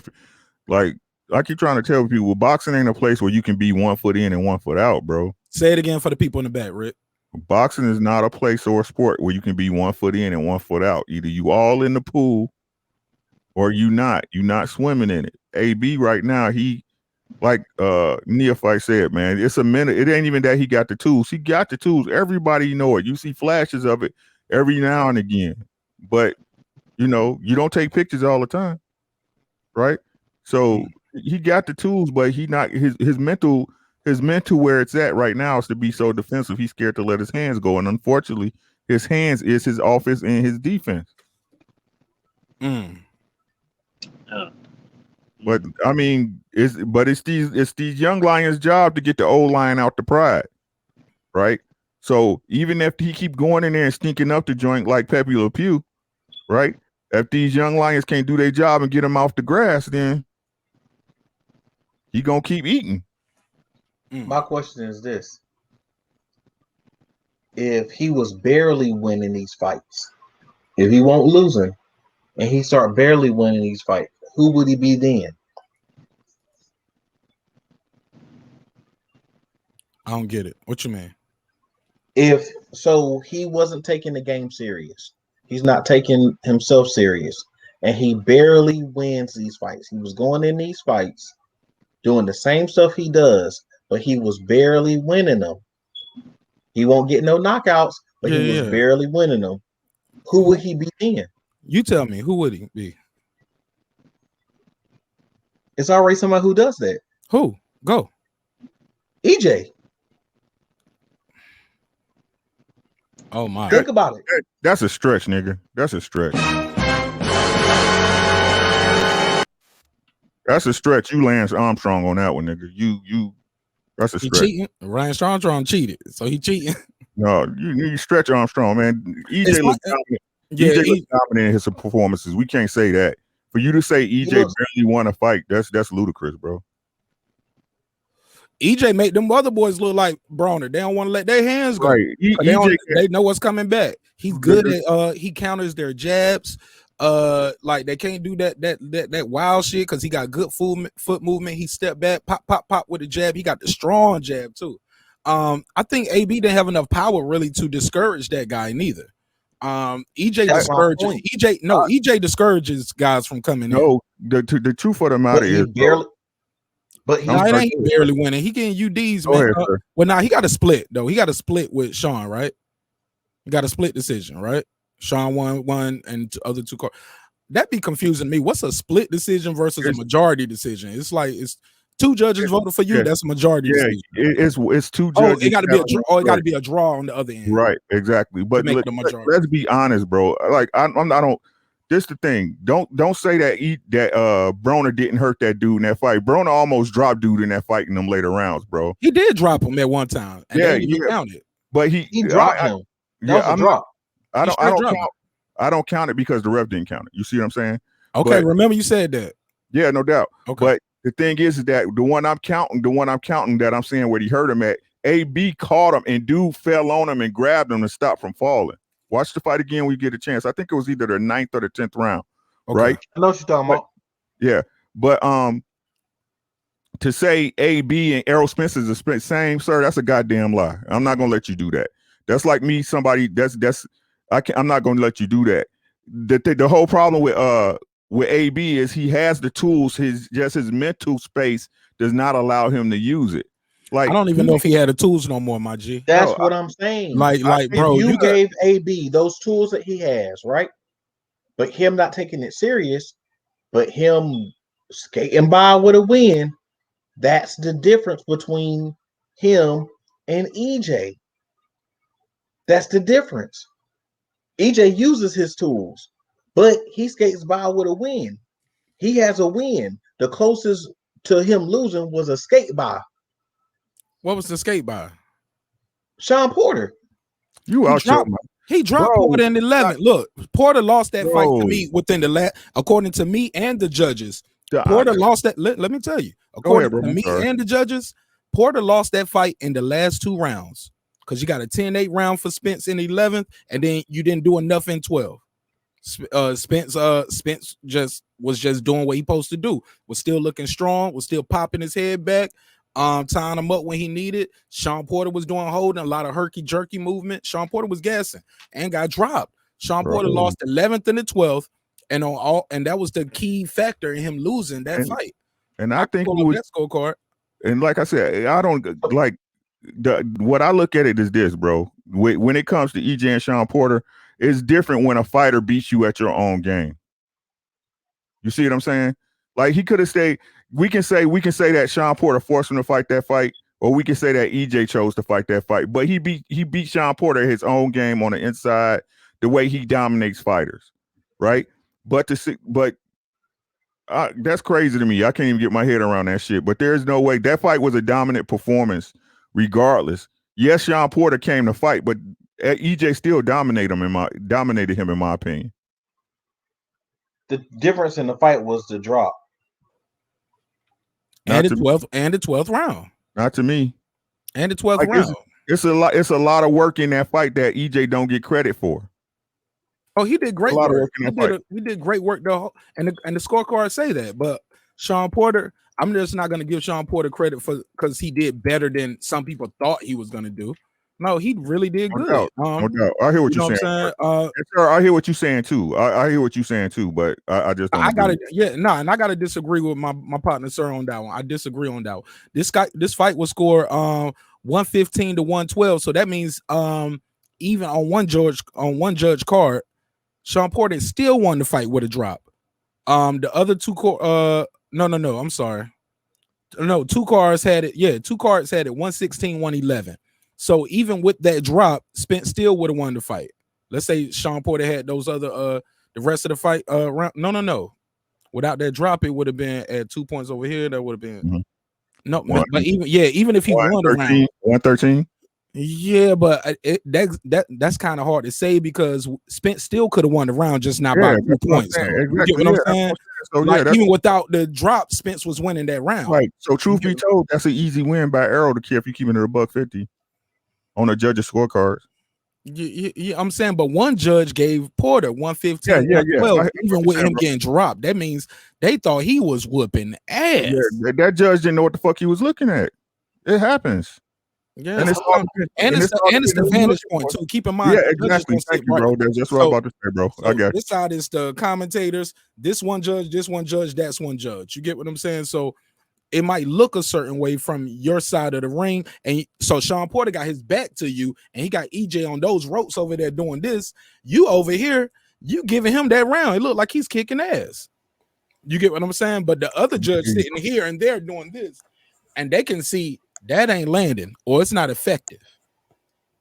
You get what I'm saying? So it's perspective is everything. Yeah. Is there a precedent to have judges sitting in a remote viewing room watching an actual monitor, seeing the real broadcast? Did that. They just did that for the Mike Tyson Roy Jones Legends fight. I think that was the precedent. But other than that, I never heard of that because we never had to. But due to COVID, that was the first time I've heard of that happening. And one of the judges was I can't remember all the judges, but I remember for that fight, what's the sister's name, man? She boxed Layla Ali. She was a beast, man. Y'all gonna know her name. It escapes me. She's a promoter now too. Christy Martin, thank you. Christy Martin was one of the judges for that fight. So, and they did it remotely. I think that's the way all fights should be judged, man. Because they say the best seat in the house is in your living room in front of the TV with the sound on. With the sound off? Yeah, I think that's the best seat in the house. Because now you're just watching it. Yeah, they call color commentators for a reason, right? They color the fight. Good point. Right? Yeah, I can't disagree with that. I'm with that. But it's no where's the checks and balances on that though? Somebody will have to be at every person's location. Maybe they can be remotely located within that building. Yeah, and somebody take the car, right? But I guess they want you, because you got to be right there on it, man. You got sometimes, bro, you can sit close enough, you can hear those punches landing. Yeah, so you know how effective those punches are. You getting blood on your shirt, like that blood leads people a lot too. Also, when you're that close to it, you can hear the grunts when you hit them in the body. Right, and it's like, oh man, I got to give him that round. What if some people get shook by that? What if they get scared halfway through the exchange and they don't really see what happens because they're shocked by the violent? Like, the whole thing is the vantage point. You talking about the judge? Yeah, the whole thing is the vantage point. I got to disagree with you there. Maybe not all of them are going to be weak like that, but you might get these guys. This is their 100th championship fight. That's something you work out when you like an amateur judge. Fair enough. By the time they're at this level, they ain't. Man, they are emotionless to this shit. That's why they can take the check. Yeah, what I bought off. You get what I'm saying? What I would recommend, bro, is like if you had each one sit separate with a camera from where they would sit. Say like you know how you have a judge. You got the scoring table, as they like to call it, with the bell with the timekeeper and right. And then you have a judge on one end of one side of the ring, the other side. If they put cams there and let them sit in a room with that vantage point, right? No other influence, the crowd, nothing like that, and then watch the fight. I think that would be very effective. Do we have a cam on the judge at all time, or do we have an official in the room? I mean, yeah, why not? We gotta have something like that because we got one judge. We saw this video came out. The judge is on their cell phone. Yep, I saw that. Yeah, text or something. Like, what are we doing here? How did you score that round? You looking away and everything. Hey, let the commission earn their cake. They keep, after they get to the ring, it's not like they do anything anyway. You know what I'm saying? I don't want to computerize the score too much. I don't want to computerize the sport even more than it is. You get what I'm saying? But we Yeah, gotta clean up the sport though. Yeah, I'm just throwing stuff out, bro. Don't pay no attention. And it's dope because the judges don't get instant replay. You'll hear people make noises for punches, and we'll see it didn't land. I remember Jim Lampley was famous for talking about punches landed on TBE, and then we watched the replay, be like, oh, and just for the record, I was wrong there. That punch did not land. We know it didn't land. But you already colored the thought. You already colored it though. You see what I'm saying? You already colored the thought process. That's what I'm saying. Man, but let's move it on a little bit because there was so many great fights out there this weekend. Did you guys see this? What an upset. David Avanesian defeats undefeated rising star. He's number 2 in the UK at the time. Josh Kelly. Josh Kelly came in there with that Philly Mayweather shell, beautiful undefeated record. And I was talking to shout out my man Drew Tucker. Drew Tucker, what it do? I told Drew Tucker, I said, bro, this might be I think I was talking. I was talking to World Combat, and I said, "Hey, I think Josh Kelly might be a little too much too soon." He said, "Well, what's Josh Kelly best tool?" And I said, "Man, he ain't got enough fights for me to know his best tools yet." You get what I'm saying? He got 11 fights. You know what I'm saying? 1 draw, 10 wins, 6 knockouts. Okay. It's like a 50-something% average of your knockouts. This other guy is a crafty veteran. He's older. He's 32. He's been knocked out. He actually got knocked out by Idris Kavalauskas in 2018. This guy, David Avanesian, came in there. He looked like he had a sweat on him already. I said, World Combat, Josh Kelly looked dry. He was like, well, they both look a little dry where David Avanesian ain't took his off yet. I said, but his face looked like he got a little sweat worked up already. Josh Kelly looked dry. He said, yeah, but you can't go by that, Mark. I was like, all right. And oh my God, this Russian rushed him and blitzed him all night. And he stopped Josh Kelly in round 6. Had Josh Kelly hurt several times. It was one knockdown that was just damn, I don't know if I'm mixing this up with the Burchell fight, but when it was one knockdown where he had Josh Kelly hurt, and it was a couple of shots just straight behind the head, behind the ear, then behind the head. Josh Kelly fought most of this fight. He wobbled David Avanesian, I believe, in round 2, maybe round 3, but it was at that moment David Avanesian knew he could take Josh Kelly's best punch, and he walked him down. They could not come up with a plan or a plot or a strategy for Josh Kelly to start backing up David Avanesian, because David Avanesian just marched forward. Josh Kelly had nothing to stop him. Did anybody see this fight? Nah, I missed that one, man. I was watching UFC. All the highlights when he got melted. That's it. Oh my God! So it was some blood coming from the back of Josh Kelly's head, and it was right. It's in the left rear, kind of behind the head, like on the corner of your cranium right here. Not behind the head, but right here. And it was streaming down. It was streaming Josh Kelly's ear too. You know, it was going in his ear and on his face going down. So it looked brutal because they would put the Vaseline up there. It looked like he threw a punch, and Josh Kelly ducked under the punch, but the elbow kept coming, and the elbow caught him a little bit. Okay. That's some old Mike Tyson stuff. Yo, he mauled and brawled and beat, and I was like, he's targeting that spot. He is targeting, or he knows he got the guy timing down to the point where every time he throw this punch, this guy gonna duck a little bit, and I'm gonna catch him right here. Josh Kelly was the taller fighter, the longer fighter, and he timed him all night.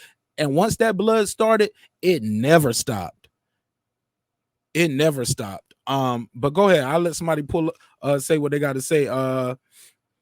And while I pull up the next graphic for the next fight. Did anybody see Dominique Brazil stink up the joint? Man, Brazil looked like most definitely underwater, bro. He got his ass whooped, bro. I was just gonna say that once you get a person hurt, and especially if when they start bleeding like that, you always 9 times out of 10 you taught to work the cut. And I think he did a good job at that. He definitely did a good job at working the cut. Who? You talking about the cut, man? Bruh. No. The other boxer. Okay. You talking about the opponent? Yeah, I'm about to say. Yeah. Like, Worked the yeah, cut. boy, he worked that damn cut. He kept it leaking. Bro, it never stopped. And it was a time where people were saying, well, it's not on the face and it's not going in the eye. It shouldn't be a problem. I said, this is a young, undefeated fighter. He ain't never seen as much blood coming out of his body. His whole game plan changed. Well, it's the hairline cut, right? It's the hairline cut from an elbow, man. I mean, they're gruesome, they're nasty. But it won't on the face, but he kept getting hit there too. And it's a shot. Keep in mind, it's the top of the head. I mean, it's not a fight-stopping cut, but it will bleed all over the fucking. It's not gonna stop, bro. But that's the thing is, when you get in a and he got hit in that spot, he's still getting hit in the same spot that's bleeding. That makes you different. It makes you different. You different. Even a cut to the hand, if it's bleeding, makes you different in a fight. Hell yeah, you getting sweat in that shit. That shit burning. All kind of shit going on. Most definitely. As soon as they put that Vaseline on it, he as soon as the bell ring, he knocked the Vaseline off that motherfucker. Yeah, he worked that cut now. He was like, okay, I'm gonna hit everything to that one little spot. I'm gonna hit that same spot every time. Yeah, and the UK, most guys in the UK use a different type of they don't use that adrenaline 1 to 1,000. I learned that. It was a whole nother fight. They was talking about cuts, and they were having a whole nother conversation. Harold Letterman was talking to Jim about cuts. Larry Merchant got bored. I was like, man, this is good information for us fight fans. Larry, stop hating. Man, as soon as I met Stitch Durant the first time, I asked him about adrenaline. And he was looking at me like, what you know about that? You're a pharmacist? I was like, nah, I heard it once in a fight, and I was just curious about how it works and mixing it, and like, you use that, right? And he was like, yeah. He was like, you don't want to talk to me about Rocky? He just did Creed. I mean, yeah, so we did some shit like that, but I never did nothing with that footage neither. I should though, but I got the pictures on my IG though. Good dude. Transcendent Sports Channel, what up though? Derek Lincoln said, what's up? He said he wanted to see AB fight Thurman. Anybody want to see that? I want to see somebody get their career ended. Shit. Well, I don't want him to go out like that. He don't need to go out like that. That's a little too much. You want to see him trying to looking get like brain Burchell? damage. Nah, he want to see him looking like Burchell, because Burchell and Pacquiao, you can put them in that Step Brothers meme and let them be on them bump beds, because they was both in the same position. Man, I'm a firm believer. Get that man out of there, bro. Like, you can't stop letting these old fighters hang around, bro. Get them out of there. But we ain't trying to kill him though. No, I ain't trying to kill him. Thurman gonna kill him. Thurman ain't gonna kill him no more. Let's be real. You got to convince that man, hey, this ain't the sport for you no more. You got to convince, hey, bro, hey, I know. Look, I know you like fighting. I know this, but this ain't your day job no more. I feel you should remove all doubt. That way, there's no excuses. There's no excuses. It's over.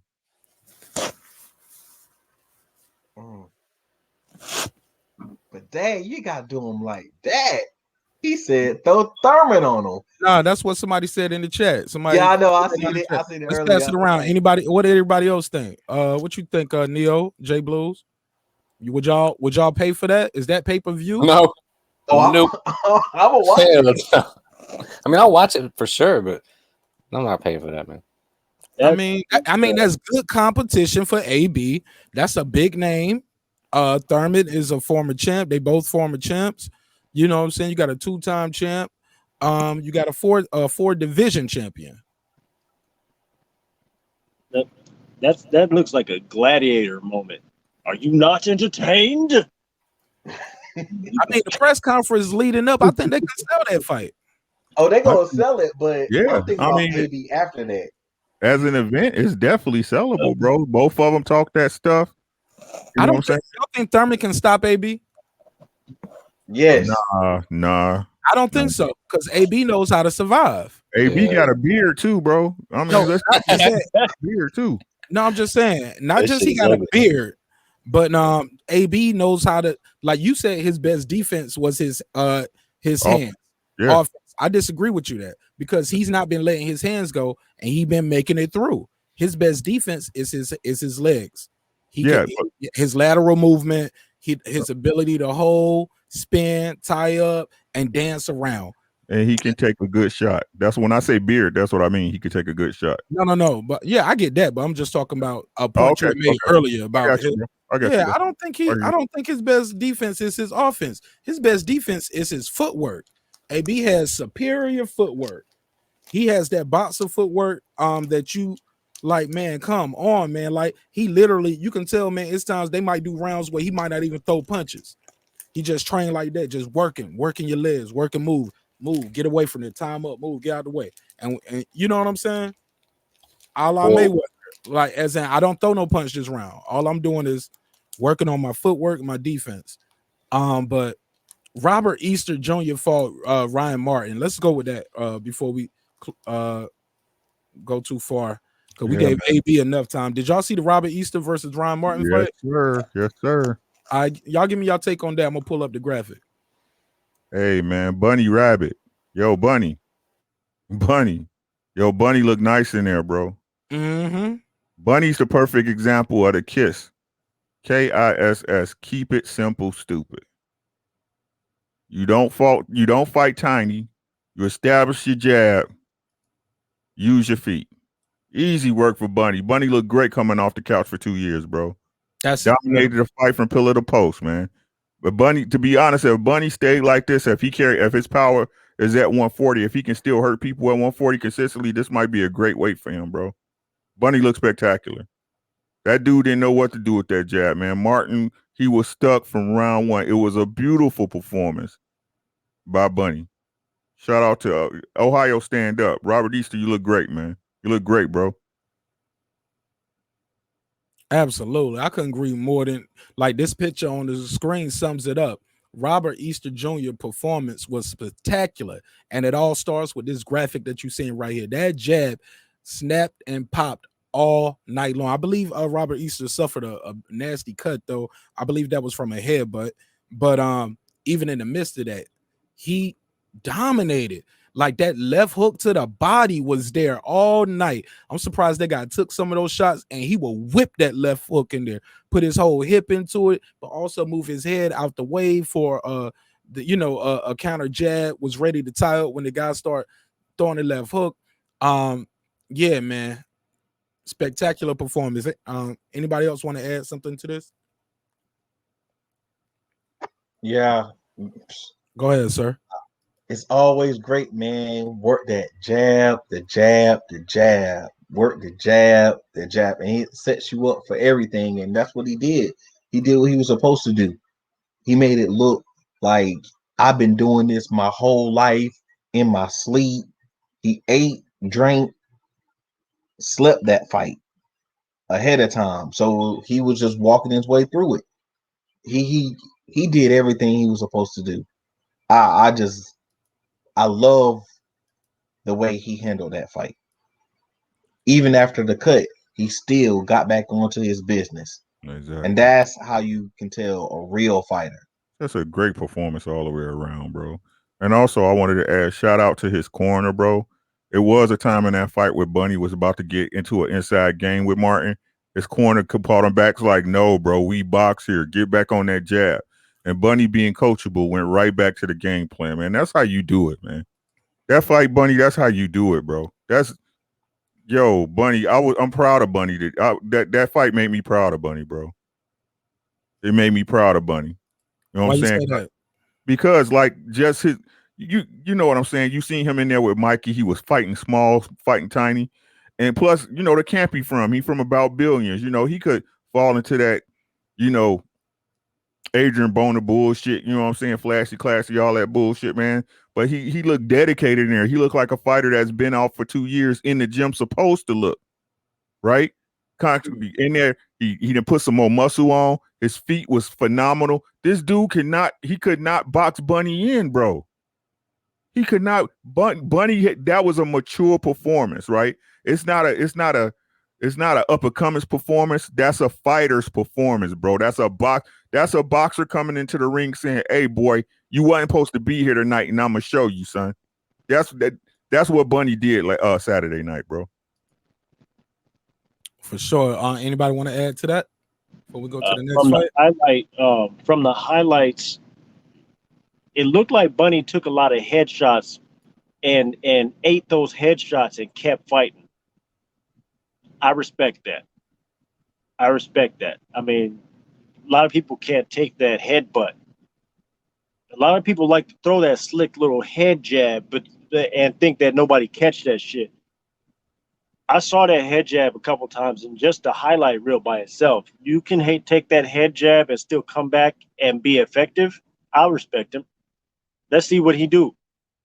Because, bruh, you get desperate, you throwing headshots because you get your ass whooped. That's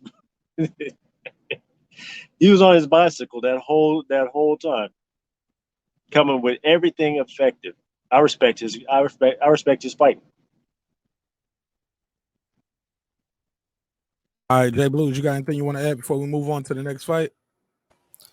Why dude called the Bunny? Because his name is Easter. I get the play on words, and the bunny Easter team. Bunny. Easter Bunny. He hop around. He moving around. He fast. Robert the Easter Bunny. You know what I'm saying? All right, fair enough, man. Man, let's keep it on boxing, man. That's just funny as fuck. Just saying, he might have had hilarious. My G, he might have had buck teeth as a kid. Yo, like who knows? I know I met him in person. I got a picture with him. He a good dude, very respectful, humble. I'm not talking shit. I've just never heard. I've never heard of him, man. I'm being honest. This is my first time. Look, ask him when you meet him. I ain't even ask him that. I'm sure the story. No, I ain't tied to this dude. I don't care. I don't care. I just want you to look. You trying to be y'all? You and Sir on some comedic shit tonight, man. Y'all. The dude's name is Bunny. Come on, man. But he'll hop on your ass. Sound like Muhammad Ali type shit. I will call from now on. You are known as the Rabbit. And they said you was a troll on the show, and I was like, nah, he cool. He ain't no troll. I ain't no damn troll. I was like, he ain't no troll. Bunny team is serious, bro.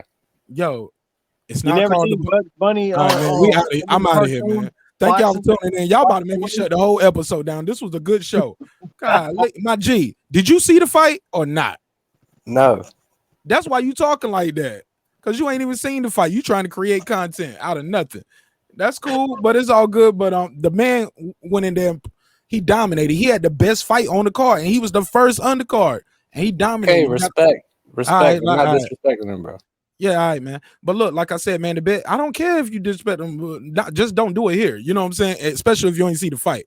That's all I'm saying.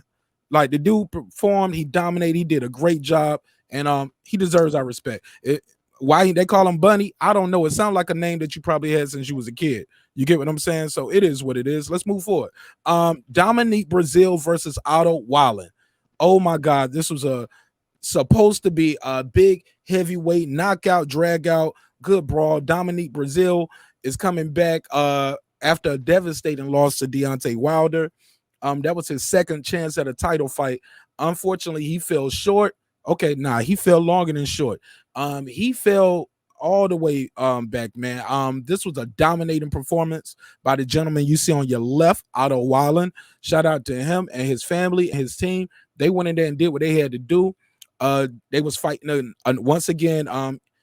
They're fighting a big heavyweight, a guy who's taller than you and bigger than you, but yet you find a way to dig deep and pull out not just a good performance, but a dominant performance.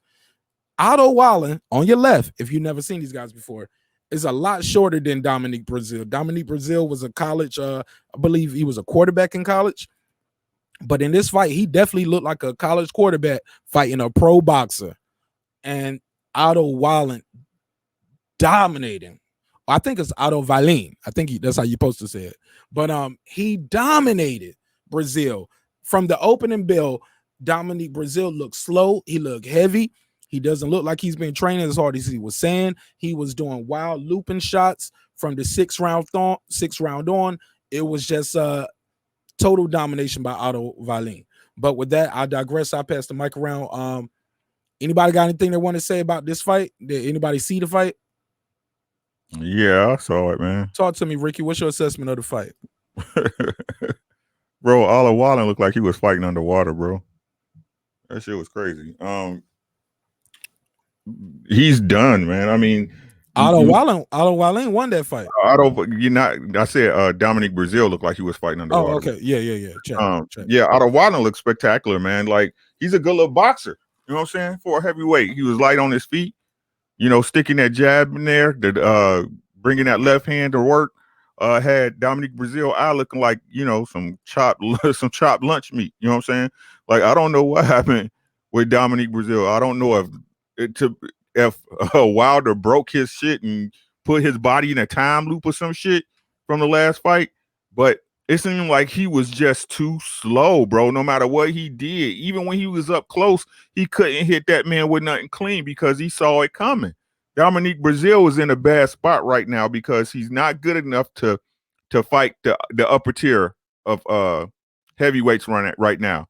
And if these young dogs coming up just off power and movement alone, I don't see where Dominique Brazil goes after this, bro. I really don't. I mean, he was already semi gatekeeper status, right?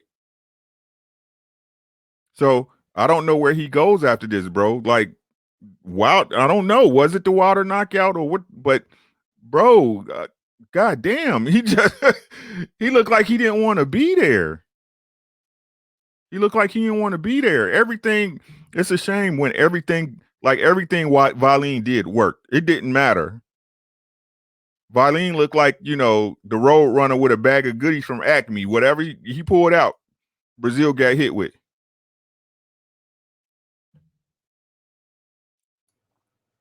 All right, let's pass it around. Anybody else saw that fight? The Dominique Brazil versus Otto Wallin. Domination. Total domination by Otto. Anybody else saw that fight? Or if not, we can move it on. No, I definitely missed that fight. Yeah, I knew you missed it, man. I always miss all the fights. It's all love. Look, you got to do what you got to do, man. That's why we here for to let you know the truth. Go ahead. I'm gonna be honest. I got the highlight reels pulled up as we speak, so I can make sure that at least I stay current. Yeah, I mean, because I don't want to be like out of the loop. Nah, you out the loop because the highlights don't tell the whole story, but it's all love though. No, we glad you here. I like being able to analyze the fighting styles. I love fighting. I absolutely love it. I got my ass kicked as a kid quite a few times. It's all good, man. Look, we don't want to tell. We ain't got to tell your life story how you get beat up, nigga. Wrap it up, B. Wrap it up.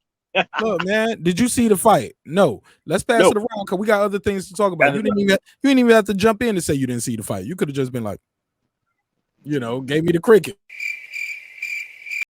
It's all good, man. I ain't trying to put you on blast, but I got to put you on blast. Jay Blues with the bunny shit. I'm like, golly, man, what are we on tonight?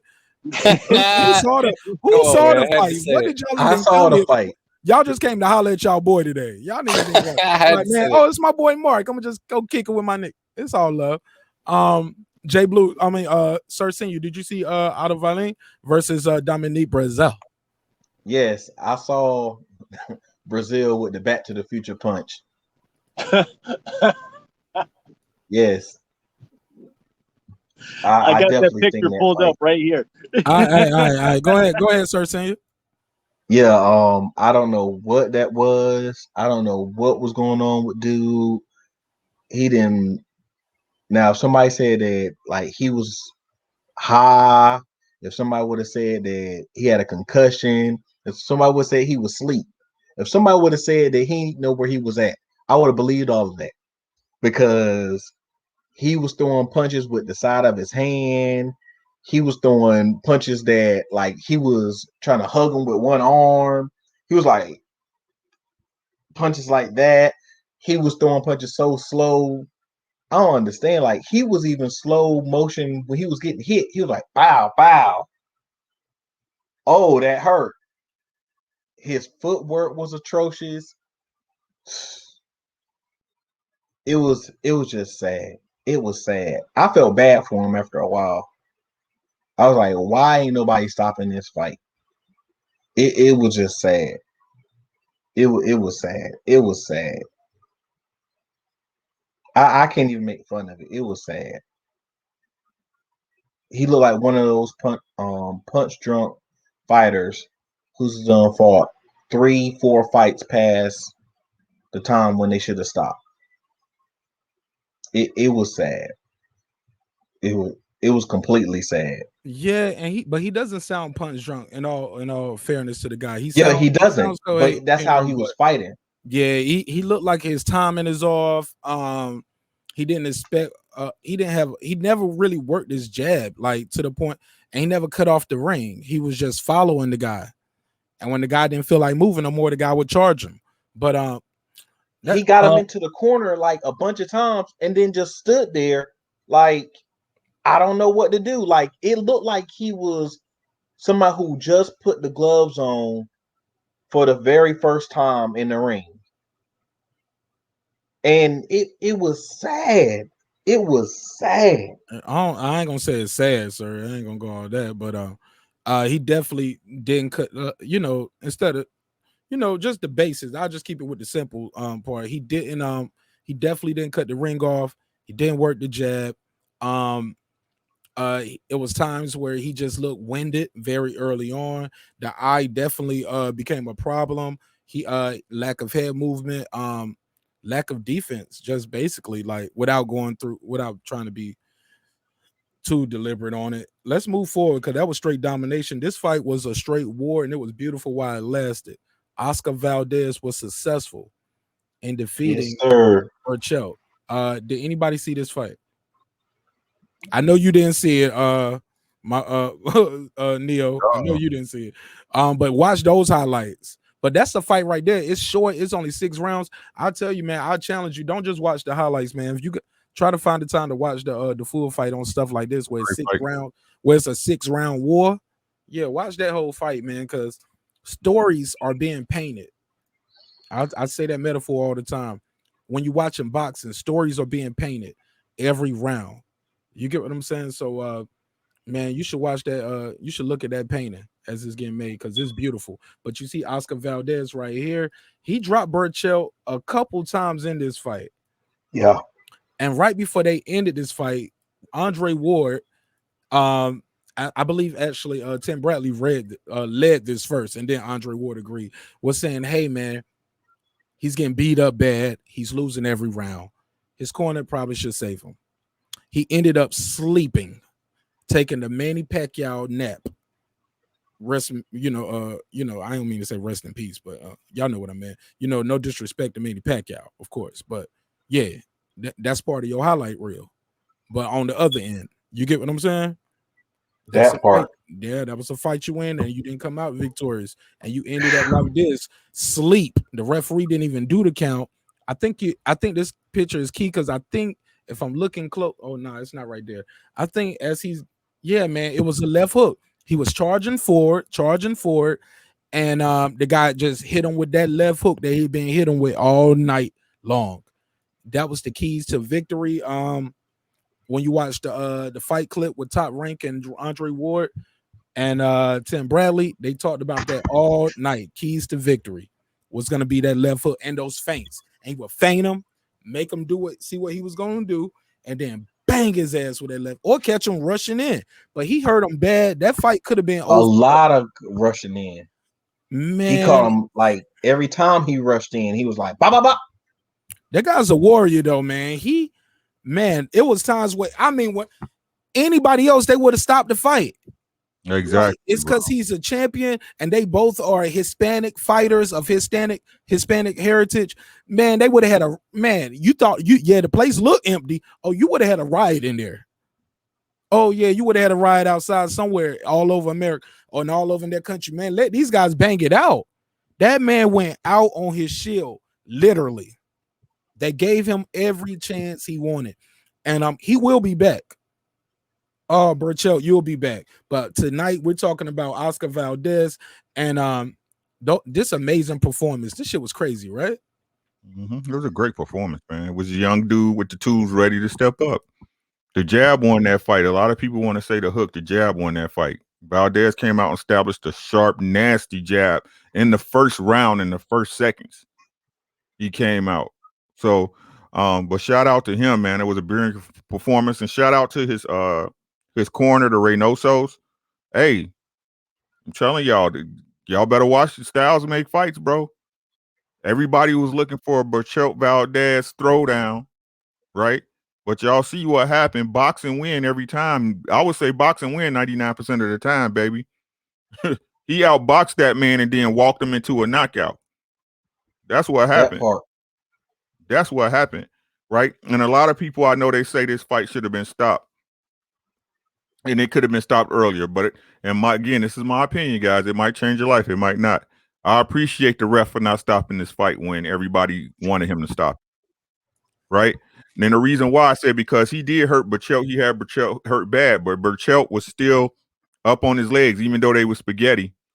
And I think it was the first time he hurt him, the next round that Valdez came out and tried to hurt him, and he wasn't landing clean. He was missing a lot of shots. And Valdez, he did get gassed just a little. I ain't gonna say a lot, but just a little. And that's when B.E.A.T was pressing him, moving forward and touching him up, right?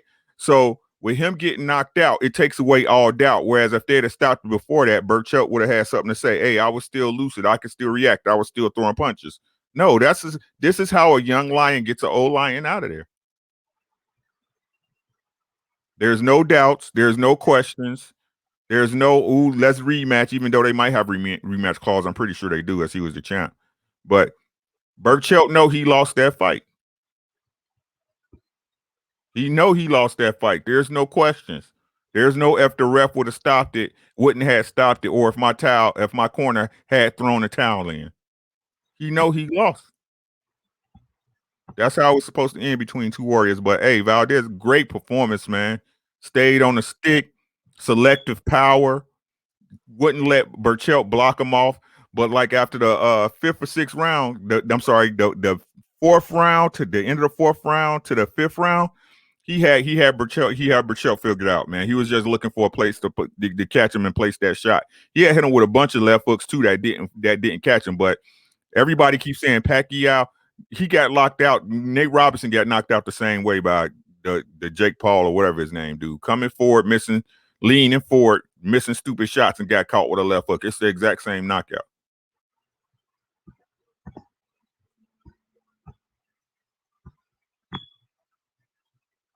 Oh no, I guess the difference to me is that Nate Robinson didn't know anything about boxing, but Pacquiao did.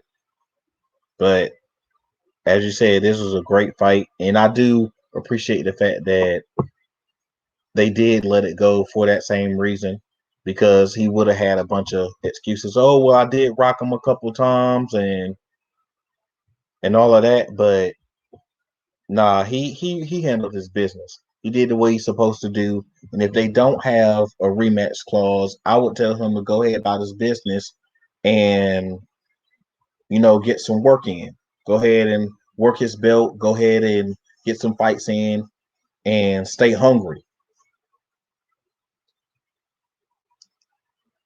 But I love how he handled the fight all the way through. He did what he was supposed to do. After he got hit with some smoke, he still did what he was supposed to do, jabbing, hooking, making sure he got the right head movement. He was in the fight. He knew he wanted to win, and as AB say, he knew what he was looking for.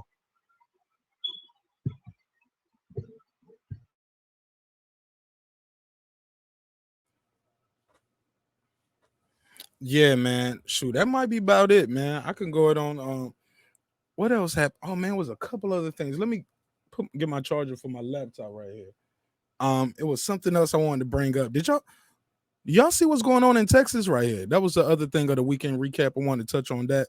Definitely want to get my bulk of my conversation about boxing, but Texas is giving people $12,000 electric bills right now. Yeah, with no power. That's crazy. I'll let y'all cook on that. And also I want to talk about the cop telling the dude, you got to twerk. If you twerk for me, I'll let you go. And also about the FBI informant. Well, I guess he was on his deathbed confession. He wasn't an informant. He actually worked for the FBI. Mm-hmm. And he says the police and conspired to kill Malcolm X. I'm not surprised, but I'm gonna play the audio. Really? Let me charge my laptop up. Give me 1 second, but I'll let y'all cook on that first part right there. Yeah, that's crazy. I gave y'all a lot right there and then walking away. But the first part of that, go ahead, sir. Yeah, the Texas thing, man, it's crazy. One day everything good, then tomorrow you never know what's gonna happen, man. That's why I always say stay prayed up. I always say be blessed, be safe, be certain, because you never know what's gonna happen tomorrow. But on top of that, you telling me that you're going to my power's out, but you're gonna give me a $12,000 bill? It's crazy. That's crazy. It's complete insanity.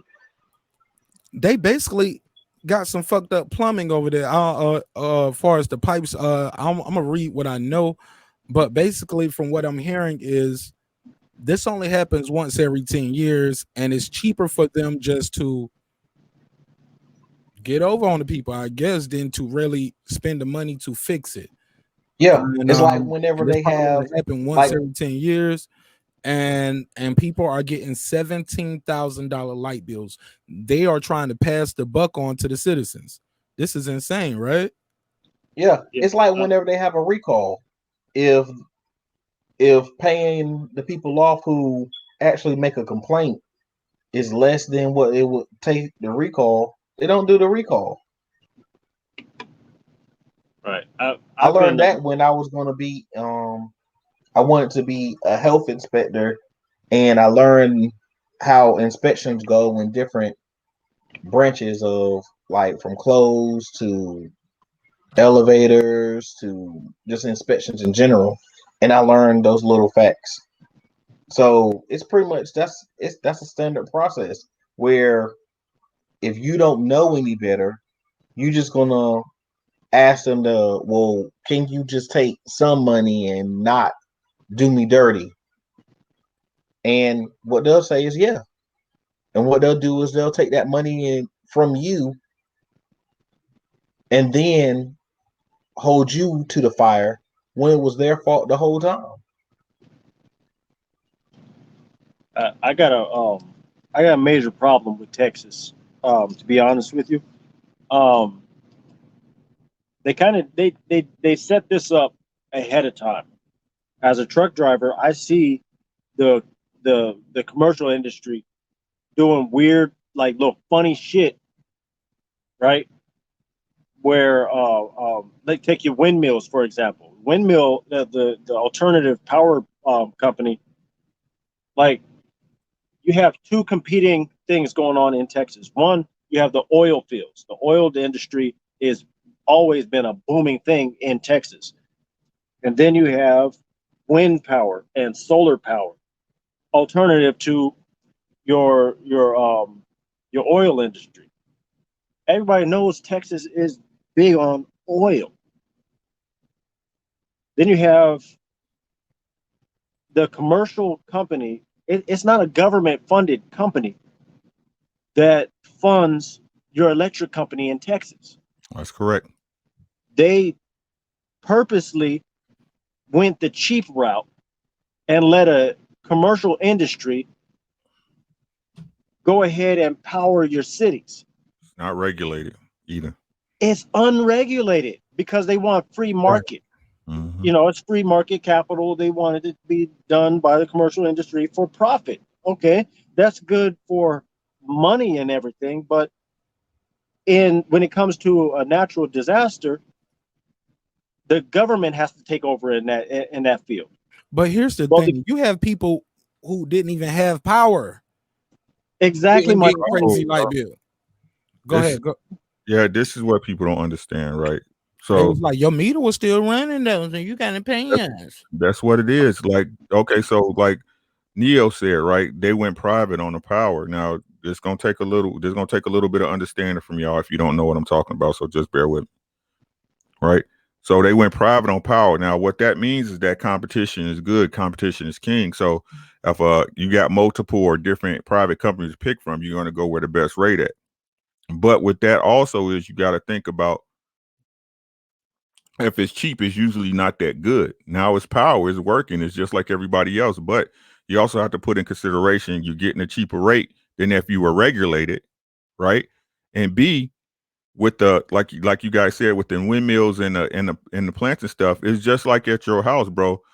They not gonna pay for something that they not gonna ever use or believe they're ever gonna use, or just in case of. That's why you as a people need to be independent and prepared. Right? And I understand it's a once in a lifetime storm, but it's better to have a generator and supplies and don't have to use them than to need them and don't have them. Right? These companies are, people need to understand this is a fascist company, a fascist country.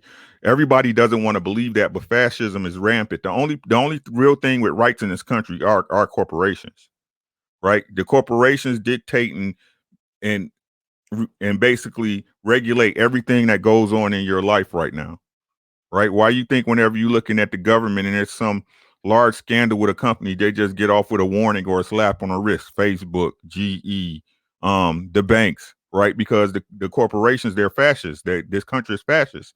The corporations run this country, right? Down in my people in Texas, I understand y'all ain't never that snow was once in a lifetime, but shit happens, bro. You have to be independent and be prepared to take care of your family.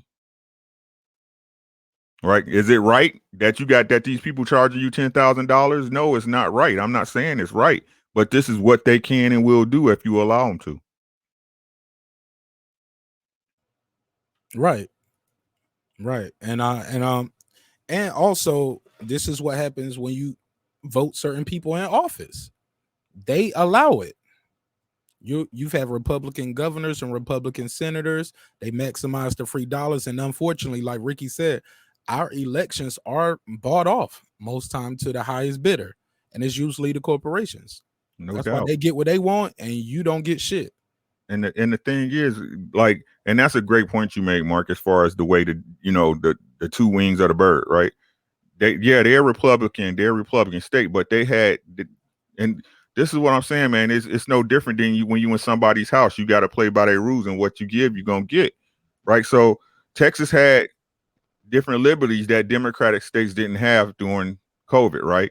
They stayed open, mainly still had commerce running, things of that nature. Yeah, they shut down the stuff they felt that was, not I guess overly safe. But like I said, I went to Dallas during the middle of COVID and it was still popping. I mean, clubs, restaurants, you name it. You know what I'm saying? But the same thing here, right? You in a Democratic state, it's more regulated by the government, right? Because the government and Democrats go hand in hand right now, right? But then you're also tied into the restrictions that's federally mandated. The schools is all closed and restaurants can't serve nobody and all. What state? What state? I'm in Minnesota. Okay. Now, do y'all have a Republican? It's Democrat. It's a Democrat. What about your senators? Are you all Democrat? We got one senator that's a Republican. Okay, so y'all got one Republican, one Democrat, but it's a Democratic governor. Yep. For the most part. Yep. Okay. So like I said, but they shut everything down. Yeah. So it's define everything. So, but y'all can go to the gas station, right? Yeah, you can go to the gas station. You can go to the store, go to the grocery store, right? Walmart's still open, right? Yep. But you can't go to the club or a bar. Nope. Can you do takeout at somewhere like? Yeah, DoorDash is rampant right now. I wish y'all both started. DoorDash, can y'all just go pick it up? Oh yeah. If you call in, they'll bring it out to your car. Yeah, bring it out. They're doing curbside. Yeah, what exactly is shut down other than like the clubs? Like, the libraries was closed, the schools was closed. So everybody had to do homeschooling. Yeah. Did they provide you guys computers and stuff? Yeah, the government, they got CARES funding. Okay. So if you don't have a computer at home, they will they gave children devices. Yep, and they also gave hotspots to the ones that they had in stock. You know what I'm saying? So, well, like I said, it's just different. You know what I'm saying? Is weed legal in Minnesota? Huh? Is weed legal in Minnesota? Nah, bro. Nope. What? Nope. Man, y'all one step away. No, but it's like one step away from your boy moving on up. There you go, right there, right? Because we're Democratic. Because we're a Democratic state, like I said, we're highly federally regulated. You see what I'm saying? And of course, marijuana is not legal on a federal scale. You see what I'm saying? So it's give and takes no matter what you get. Colorado's a Democratic state, and yeah, Colorado wide open. Nevada, Denver is the spot, bro. It's wide open. Yeah, man. Yeah. Okay. But yeah, man. To my people, be prepared, man. Use this as a lesson. That's all I'm saying, man. I don't care if you go spend $400 on a Jenny. You didn't spend that out on a night to eat and bullshit and drinking. It doesn't matter if it's sitting in your garage for 5 years. That 6th year you need it, you'll be happy you got it, bro. That generator. Right. It's better to need and not have it than to have it and not need it. Hey, that's one of my bars too. I got that on the t-shirt coming out. I say that in one of my lyrics. I was talking about the pistol though. Mm-hmm. That too. The pistol. Talking about that. I was like, that too, sir. Man. But yeah, man. But it's unfortunate. You know what I'm saying? It's unfortunate that people got to go through the shit to realize they need toilet tissue. While you doing that, I'm gonna let everybody speak on that, and I'm gonna pass the mic around while I pull up the clip about the FBI agent saying basically we conspired with the police to kill Malcolm X. But go ahead, guys. Man, I got a shit ton. Look, like I said, I'm a truck driver. I see your dirty laundry.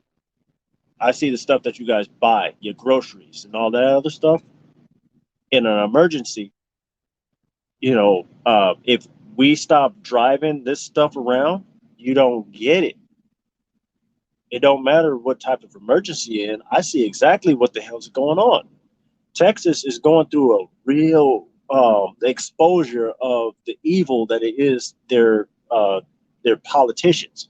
Literally, the governor of Texas decided that, I see this weather getting ready to hit. Let me go ahead and take my whole family to Mexico.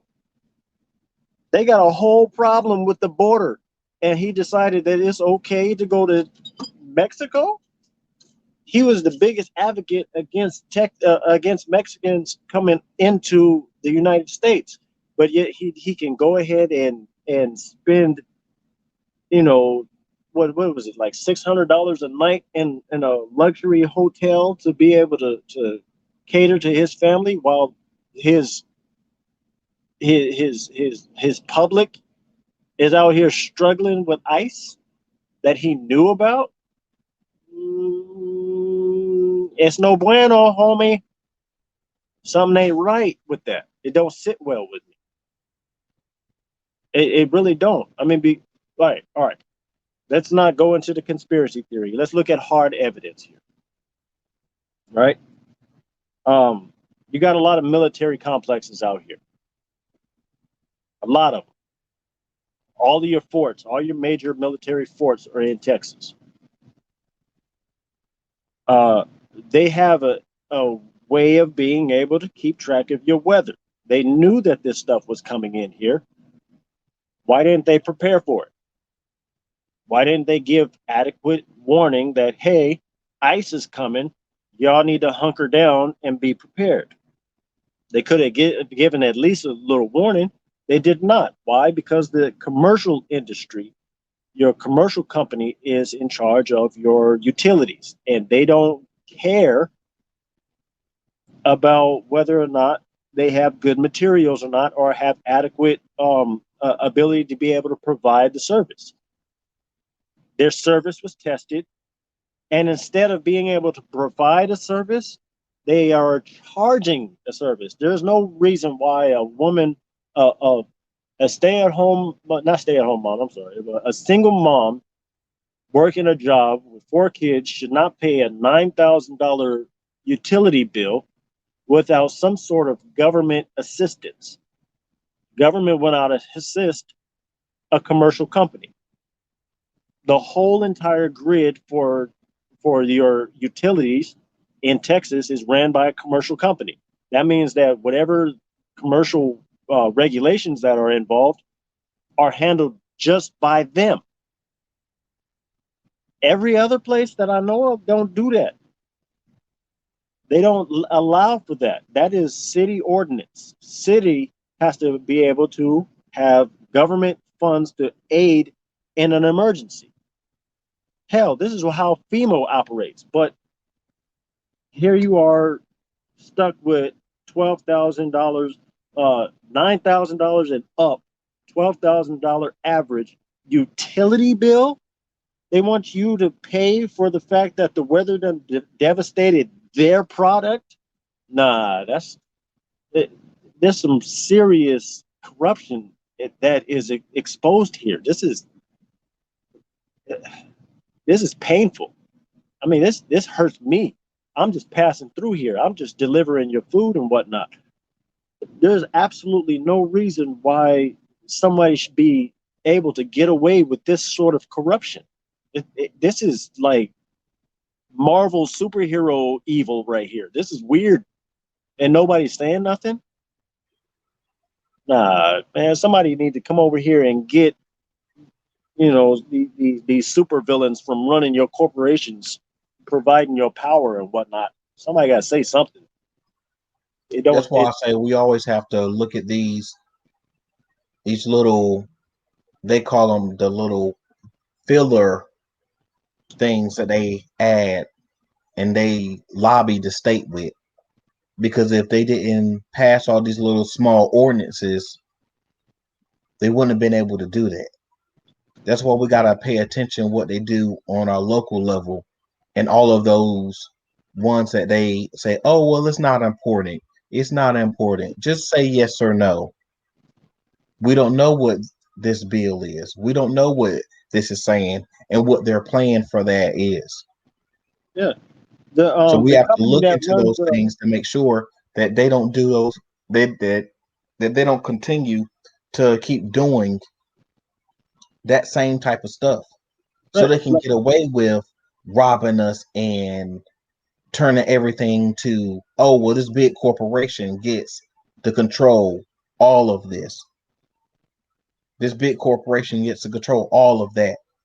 Why should somebody be controlling your lights? Why should some outside company be controlling your water, your internet, your telephone, any of these utilities that stops us from doing what we need to do to survive? Yeah, this is my last fight for the people who can't fight for themselves. We got to think about ourselves and fight for our rights. Those are the rights that we should be fighting for. We can't decide a president to a certain extent, but we can decide these little ordinances and all these other things. We fight so hard for the president, but we don't care about stopping them from making it so now this big corporation can take over and decide, well, we're going to charge you without giving you the service. They literally robbing them to death.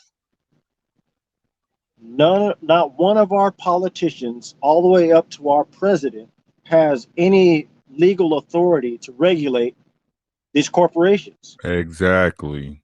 They don't have the authority to do it, and they gave it to them. I mean, like literally, like this is what is his name? Superman's arch rival is Lex Luthor. This is literally Lex Luthor level evil going on here. Not to be kidding about it, but like for real, this is not even based on reality. No, it's based on reality, bro. Like I said, but our people, people don't understand commerce. Y'all don't understand business. I apologize. Right? Look, this is the way this happened. Let's just keep it $1.50. Like I said, Texas probably has some of the lowest electric in the states, right? In the states, because it's deregulated. When things are everybody's okay when everything's fine, right? When shit's not hitting the fan, right? So let's talk about everyday shit. When shit's not hitting the fan in Texas, it's a party, right? It's a party. It's hot all the time. It's a great city to live in. You got the Dallas Cowboys. They got some of the baddest women in America down there in Dallas. It's a great place. But with that being said, when these things go on, where the government, where your state, the state of Texas, the stars at night are big and bright deep down in the heart of Texas. When your state votes as a state to deregulate the electricity, these type of things happen. Yep. Right. They literally said that because it's too hot, we don't need the big expensive equipment. Like Excuse me? But how is that? That's when stuff mess up. When it's really cold and when it's really hot. Like, how is that any different in your house? Why would you pay for a plumber to come out there when he's not needed? You see what I'm saying? That's why it's up to you as a person and an individual to be prepared for life's uncertainties. The government's job is not to bail nobody out. That's the fucking problem. We live in a welfare mind state. I'll give you that. Exactly. Right? We're not supposed to be living in a welfare mentality. That is absolutely correct. Right? The whole thing is that everybody is looking for the reason the government's in your business is because so many people require the government to be in their business because they can't govern themselves. Right. Yeah. My only problem with that is the fact that we are at the base of this structure, this pyramid. We don't have the resources. We don't have the income to be able to sustain what is allocated to us. What's given to us is poor quality because we only can afford poor quality. Right? That's the major excuse right there. We have a great big gap in between our middle class and our lower class. You make approximately $37,000 a year on average, and the poverty line is literally at $39,000. It's $2,000 lower than the poverty level. You are impoverished if you work at a warehouse and that's your only job. If you work at McDonald's by itself and you don't have a second job, you are below the poverty line. You can't afford your rent. Your rent, you have to be able to afford your rent times 3. You have to be able to bring in approximately 3 times the amount of your rent to even qualify to get an apartment. And nobody sees anything wrong with that part. I do. The problem is that people don't. It's a problem, but like in address to what you said, like there's middle class and low class. There's no classes. That's what people don't understand. School ain't never been in session. Right now with COVID, it should have showed y'all how people. This is the thing. Let me tell you how they run game. This is to get how they run game. Now you can teach your kids at home. Right. Right. Because we said so. Right. Now you can do homeschooling, nigga. Right. And this is how they run game. This is how they run game, right? So you sitting up there thinking all these people, and I'm gonna be honest with y'all. I think I broke this down before, but I don't know if I did it here, right? They can't attack the little guy no more. They can't attack because we ain't got shit to take. We don't have nothing to take, right? But you got all these businesses around your hometown, right? Right, the little restaurants and stuff that closed. You know, before this happened, they was the ones riding around in the BMWs and the Benzes and all that shit, right? They doing good. They looking down on you because you work at, you know, Taco Bell or wherever the fuck ever, right? They can't take no money from us, right? So what they do, they move up the ladder. Okay, we'll hit up these small businesses. This your business? How the fuck is it your business when I can shut you down whenever I get goddamn good and ready? Right? Because for you to do business, you got to get a permit from what? Your state, right? Exactly. Right? For you to right? And what these people don't understand is that you thinking it's class warfare doesn't exist. It's 2 classes. It's the working class and the elite. Right. Anything in between is fictional.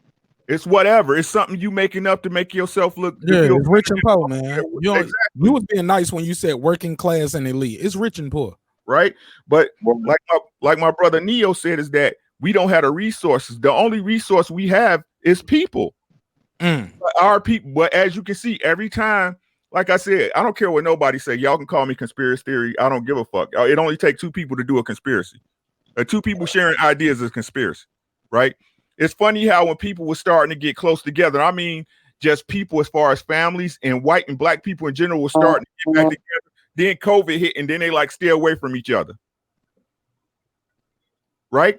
Our power is in our numbers. If we all came together as a people and put a plan together, be like, fuck the government, and we, as I mentioned to you guys, stay in honor and begin to take care of our brothers and sisters as family individuals, we could beat the government and the corporations because we're the consumer. If we don't buy Coke, who the fuck Coke gonna sell to? Word. If we don't buy Nike, who the fuck is Michael Jordan? Word again. Oh, he's still one of the best basketball players to ever do it. No doubt. No doubt. I mean, he could have had Adidas on. Look, Adidas had a chance. He wanted Adidas. Yeah, but they wouldn't pay him, right? So they didn't want it. Like, you ain't got to beat the deal. Just match it. I'm already wearing Adidas. But that's what I'm saying, bro. It's like, nigga, take your ball and just go dribble. You ain't getting nothing. Okay. Yeah. But that's just what I'm saying, bro. We as people need to, they be like, you know, what's crazy is like you hear the message all your life and nobody ever heeds it. Right? Right. There's no real motivation to be able to do that. All right. Everybody keeps deifying Martin Luther King and movement and the bus boycott, but really kind of failing to see that these people stopped riding the bus for a whole year. Not just like a week or a month or no, a whole year. And white folks that was in power lost their shit. They didn't realize that black folks use the bus system. They stopped using it and started relying on themselves and upset that whole economy around that bus system. They had to shut down. They couldn't afford it. They couldn't sustain themselves and failed. Now, what happens? Bear with me. What happens if every black person stops buying one product? Just one. Systematically target just one company, not even a large company like Target or Walmart, just one product in that store. Nabisco. I'm about to say, Nabisco. Stop buying Nabisco. Guess what happens to Nabisco? Dead. Dies. Falls off to oblivion. Right? And we've seen this done before with other products, and then they come out, they say they sorry, and we forgive them. And then black folks go ahead and start buying the product. But this ain't just black folks. This is everybody. Because it ain't just black folks. Everybody gotta get on the same code and say, okay, unless you're gonna do right by us, then we're not gonna pay for it. We're not gonna buy that. We're not gonna pay this. We're not gonna do that. We're not gonna watch these shows. We're not gonna drive these cars. Let me cook real quick, just for like 20 seconds. Not even that. 15. If you do that, can just turn your phone sideways. Sorry about it. Is it possible you turn your phone the other way? Yep. Hold on 1 second. Yeah, that'll give us a better. There we go. Screen, big dog. There you go. Put my bling on. And the lights pop out more. There you go. There you go. All right. If we stop doing that for one product, we've already done that. We would upset enough to get the attention. But just check this one thing out. Black people are the trendsetters. Let me be very specific. African Americans over here on this continent are the trendsetters. If we do something, countless amounts of other people piggyback off of what we feel is a movement. So if we say, oh, okay, this company is bullshit, we're going to stop doing that. Everybody else is going to do that, except for anybody who feels that white supremacy is the best thing. That's me going into my conspiracy theory, but I'm just saying, Asians decided that they're going to piggyback off of our movement by claiming that they're being targeted for racism, and decided that, hey, we need some attention because people are not buying our products. They're specifically targeting us, and our dearly beloved government went ahead and gave them exactly what they needed off of our struggle. Our struggle is the fact that people are ignoring us on purpose. Are like literally ignoring us on purpose. But if we start ignoring other people, we get a lot of attention. Ignore one thing in your daily life and watch how much attention you get. Stop buying Hennessy. Oh, whoa, hold up. Stop buying Parmesan. Whoa, wait a minute. Stop buying Remy Martin. Somebody's ass gonna itch, like for real. Like, oh, wait a minute. Bro, you way over your 20 seconds. That was I'm done. That nigga said 20 seconds 2 minutes ago. It's all good though. It's all love. It's all love. That's why, look, you put that time limit on yourself. I did that. The timing was immaculate. The timing was immaculate, though. I give you. Come on, man. Ass itchy. I want to go into this real quick. Ricky, you want to add before we move on? I want to definitely, before I close out, get into this Malcolm X letter and share my screen. Go ahead though. I'm gonna let everybody get their final words on the situation going on. I'm empty. I'm empty with it, bro. Like I said, just Texas, keep your head up, man. Keep your head up. Y'all got 70 degrees tomorrow. I understand it was fucked up, but hey, you could be under the ground. And it's no way to affect you one way or another. So y'all keep y'all head up. Keep striving. It'll be okay. Hey, Marq Nash, I need your email so I can send you that weather update. I think, Sir Senior, I need yours too. It's in the description block on the screen. So you can click on the YouTube video. It'll always be in the description box. All right. I try to keep you guys. I have to stay on top of the weather because I like being able to drive and make money. So I got to stay up on my weather game, and we got another cold front coming by the end of the week. There's another cold front coming. You can quote me on that. Don't depend on me for the weather, nigga. I ain't going nowhere. I'm telling y'all right here in the chat, and whoever listening, from a driver that has to be out here that don't like driving on ice, there's cold coming. I got you. For sure. And it's going to be more cold coming too. The Malcolm X family has asked the NYPD, they have demanded that its investigation be reopened after this letter was sent from a family member who was at the NYPD department at the time. He was signed to the Bossy unit or Bossy unit, whatever you want to call it, BOSSI. It was an acronym. It stands for the Bureau of Special Services and Investigations. It was a secret unit within the NYPD. It's one of those things you only know about it if you was a part of it. It all came to light in recent developments over the years. People have came forward. Yeah, it's true. Yeah, I was the captain. I was the lieutenant. Yeah, he was in it too.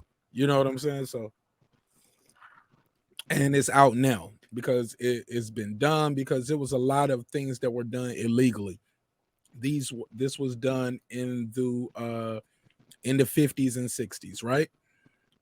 So basically this letter you see on the screen was written by Raymond A. Wood. He was a New York City police officer, undercover. Matter of fact, forget it. Let's just put the letter on the screen, but I'll give you the background as I do that. But let's keep it a buck.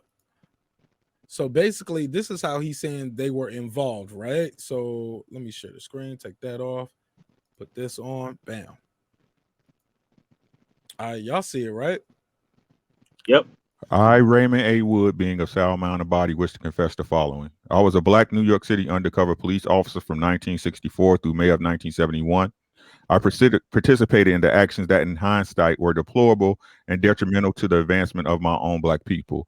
My actions on behalf of the New York City Police Department, Bossy, was done under duress and feared that if I did not follow the orders of my handlers, I could face detrimental consequences.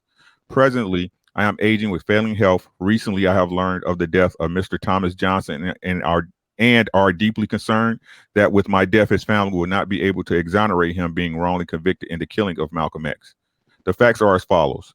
April 17, 1964, I was hired by the New York City Police Department. Without training, I was immediately assigned to the Boss C Investigation Unit. My job was to infiltrate civil rights organizations throughout New York City to find evidence of criminal activity so the FBI could discredit and arrest its leaders. After witnessing repeated brutality at the hands of my coworkers, the police, I tried to resign. Instead, I was threatened with arrest by pinning marijuana and alcohol trafficking charges on me if I did not follow through with the assignment. Under the directions of my handlers, I was told to encourage leaders and members of civil rights groups to commit felonious acts. The Statue of Liberty bombing idea was created by my supervisor handler. Using surveillance, that agency learned that Bo and Saeed were key players in Malcolm X's crowd control security detail. It was my assignment to draw the two men into a felonious federal crime so that they could be arrested by the FBI and kept away from managing Malcolm X's Autobahn ballroom door security on February 21st, 1965. On February 16, 1965, the Statue of Liberty plot was carried out and the men were arrested just days before the assassination of Malcolm. At that time, I was not aware that Malcolm X was the target. On February 21st, 1965, I was ordered to be at the Autobahn ballroom where I was identified by witnesses while leaving the scene. Thomas Jefferson was later arrested and wrongfully convicted to protect Thomas Johnson. Johnson, thank you, sir. Thomas Johnson. They all dirty too, though. He dirty. Yeah. Was later arrested and wrongfully convicted to protect my cover and the secrets of the FBI and New York Police Department. I have placed my full compassion into the care of my cousin, Reginald Wood Jr. I have requested that this information be held until I have passed away. It is my hope that this information is received with the understanding that I have carried these secrets with a heavy heart and for remorsefully regret my participation in this matter. You motherfucker.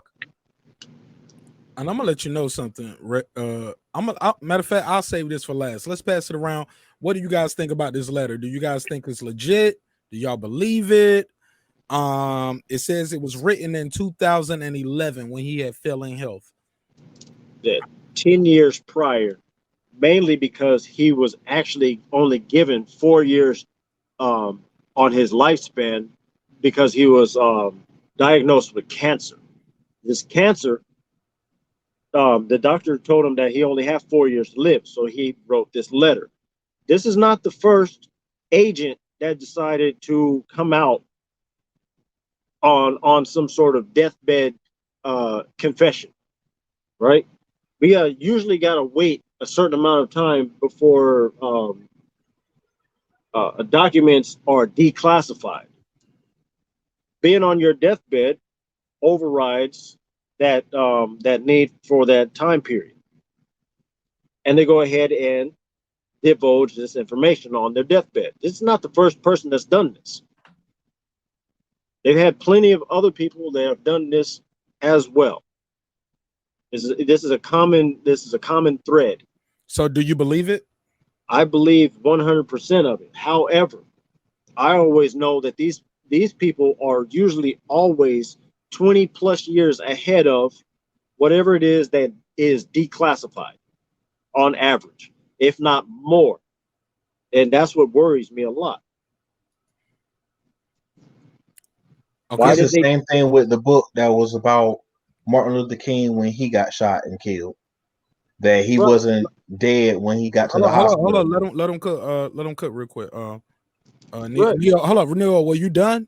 I'm sorry, were you done? Hey, Sir Senior was getting ready to bring up a good point because first off, how did we get pictures right up to the very minute of Dr. Martin Luther King being assassinated?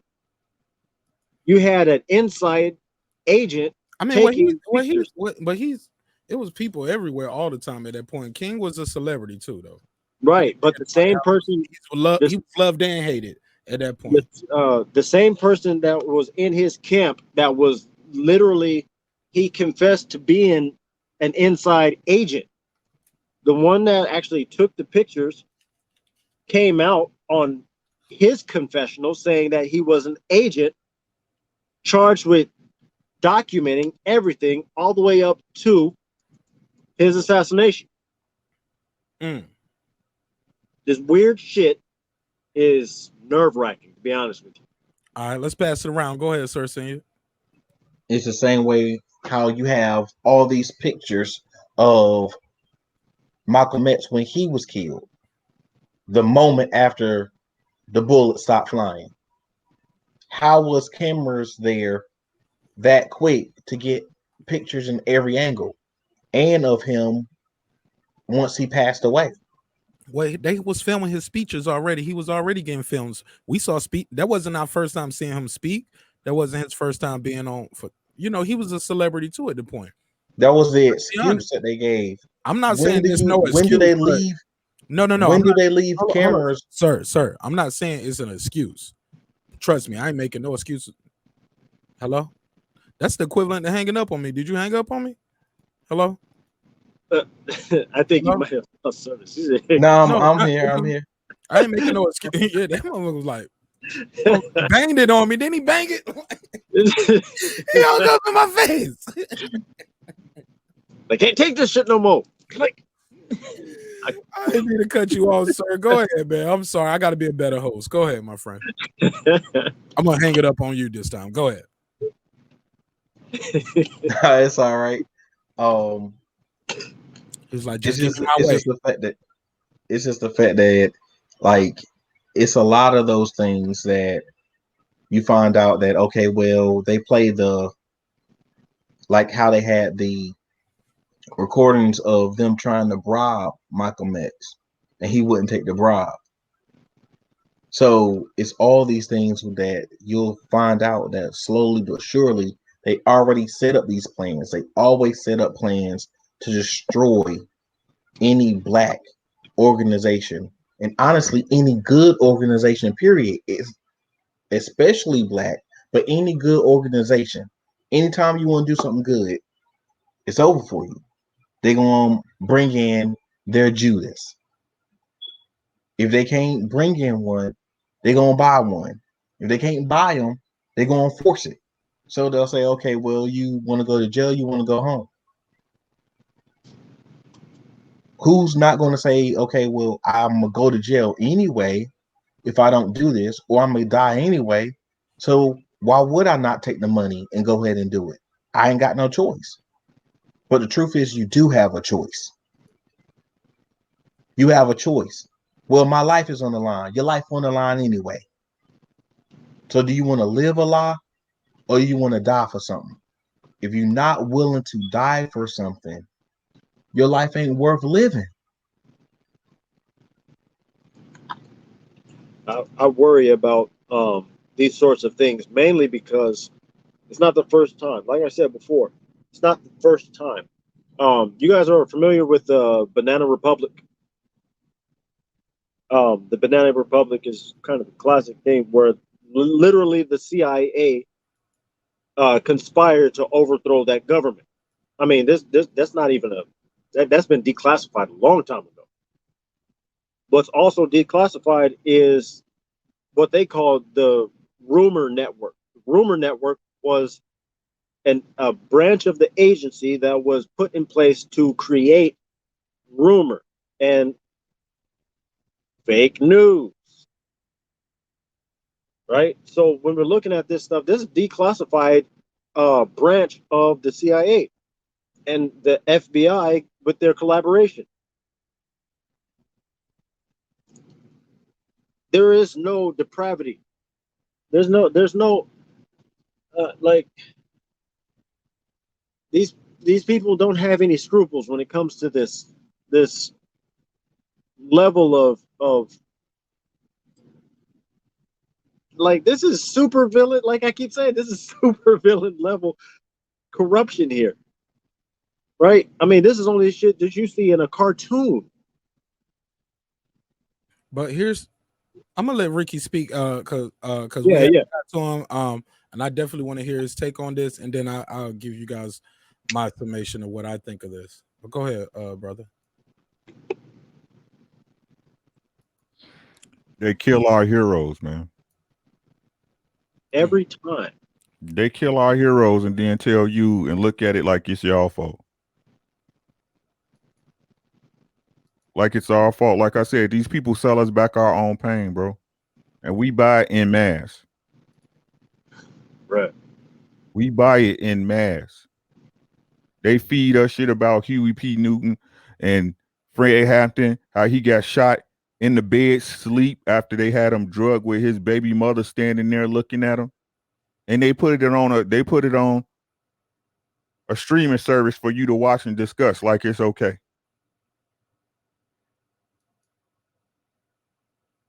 Anybody ever had a surprise party thrown for them?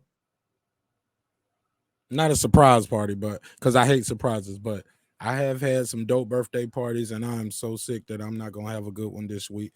But I'm gonna throw one on YouTube. I'm gonna have me a YouTube party. Fuck it. Right. But I think you about to get into something more grim and deep and dark than I'm about to eat fathom. But go ahead.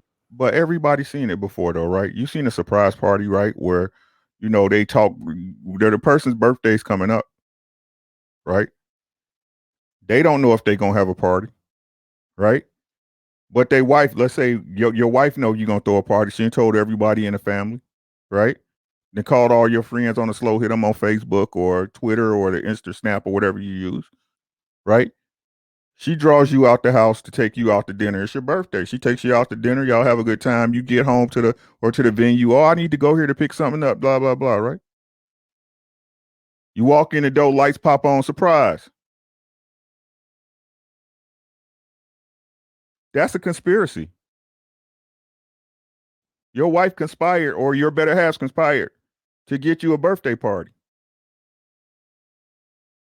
But y'all believe these same people who conspire to kill your heroes, conspire to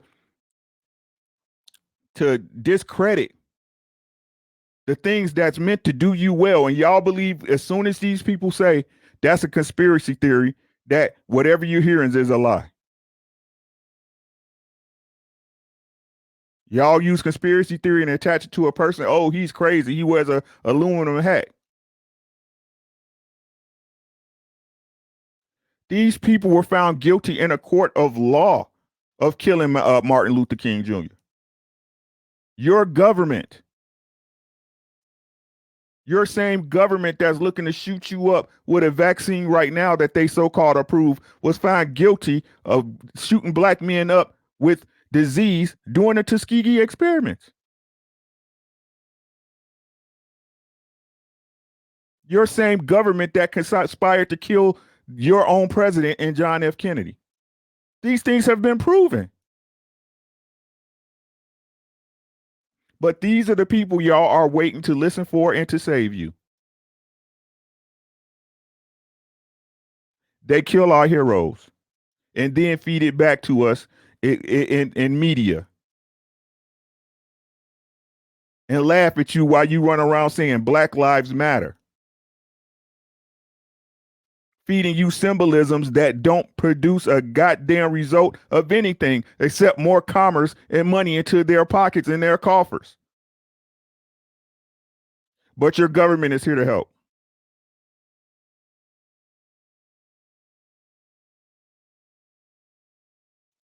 Y'all saw the documentary. The government had that man killed and shot in his own bed. Your government. But they're here to help.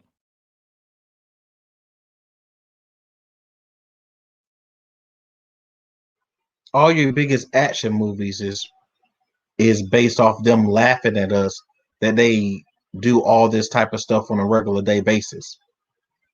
That they kill and they steal from regular people, from even famous people, from even rich people who don't fall in line with whatever the government or the even more elite wants them to do. How many times have doctors been discredited because, oh, they say you don't need this shot or this pill or this newfangled drug that it does more harm than good? Or you can just eat fruits and vegetables and drink more water and take these vitamin supplements and that'll cure this or lessen the chance of that. Stop eating McDonald's and you'll be healthier. But then McDonald's slide another governor a couple of dollars, and then now that doctor is discredited. They don't care about your life. They're not trying to save you. How many diseases have they even tried to cure? Every time somebody say they can cure a disease, I found the cure, I found the cure, that person disappeared. They either ran off with a pocket full of money or dodging bullets. Where's Edward Snowden now for telling you stuff that they laughed in your face about in every action movie before and since?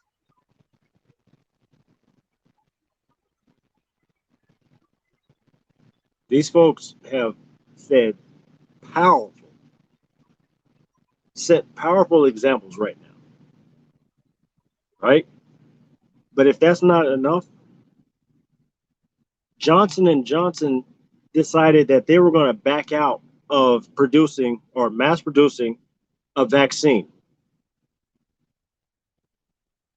They said that they weren't going to do it. Now, Johnson & Johnson has gone to court several times for actually giving black folks cervical cancer. Let me say this very specifically. Talcum powder. Giving black women or causing cancer in black women specifically, topped with their baby powder or talcum powder. Cervical cancer, and they've lost this case. And they decided that they were going to back out of producing a vaccine. These people obviously don't care about killing black people. They went to court, paid these people off, and continued making their product. And they backed out of making a vaccine? I think there's a little something bigger than whether or not you should be taking this or not. I'm just saying, like, that strikes me as very suspicious.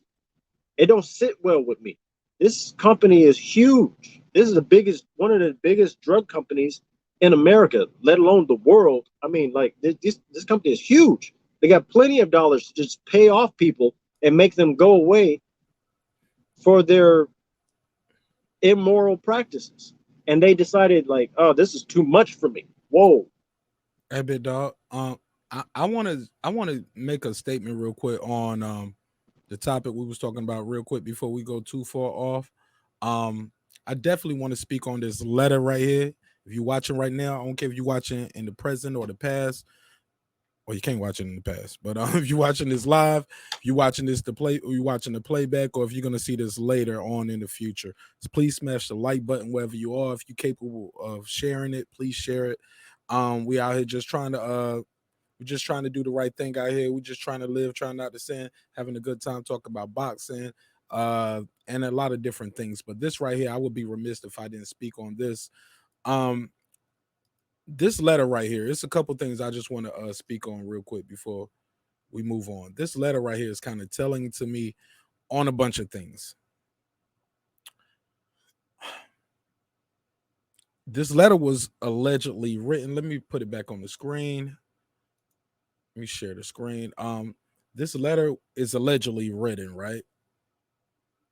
January the 25th, 2011.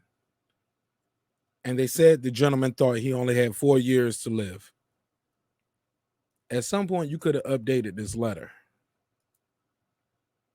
with more details, right?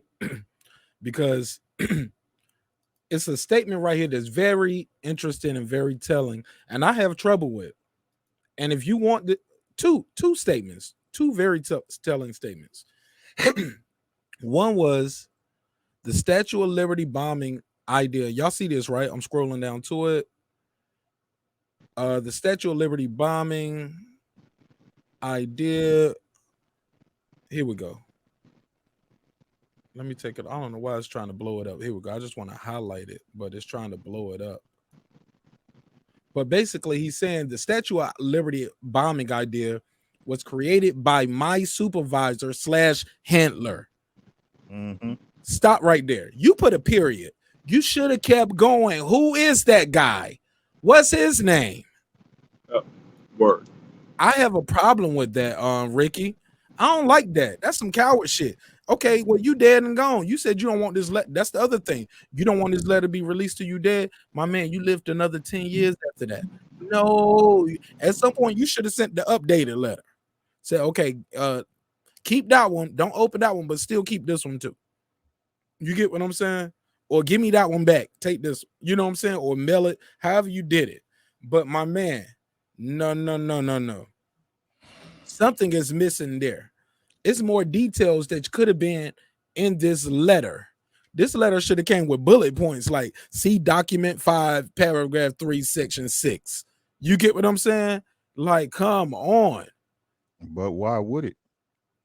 I think he should. Like, I understand. Okay, you asked me a question. You said, why would it? The Statue of Liberty bombing idea was created by my supervisor and handler. Who's your supervisor and handler? Say the name.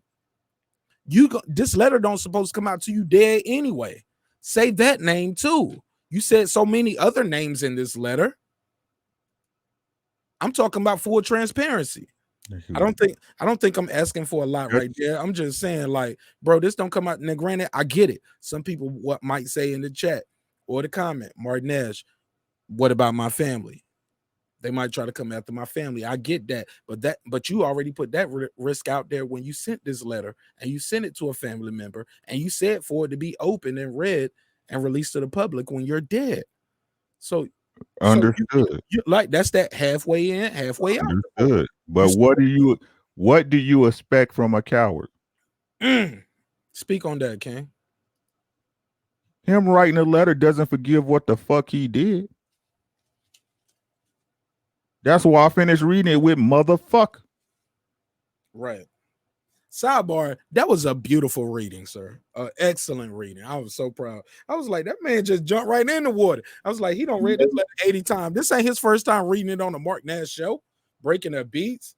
He was like, nah, man, I've been broke this beat. I heard the news probably when you heard it, Nash, or before. Man, this shit is disgusting to me, man. It's disgusting, but we got to talk about it, though, because some people are talking about it.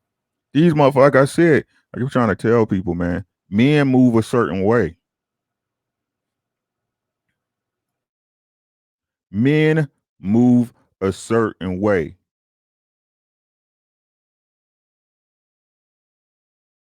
You know how he could have got out of this? Don't get in it. See how simple that was? Say it again. The way he could have got out of it was don't get in it. Yeah, you came in off the street, no training. They put you in the department, start running bullshit. I ain't with your bullshit. I'm out.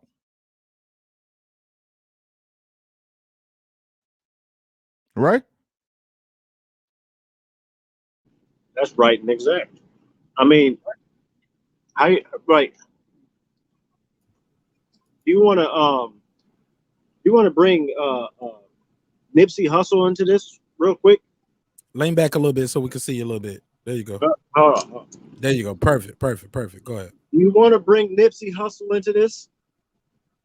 Nobody sees nothing awkward with this. Nobody did, but you trying to. But go ahead. We get it though. I'm gonna take it there. I'm just saying, like, I get upset about it because it's sitting right there in our face.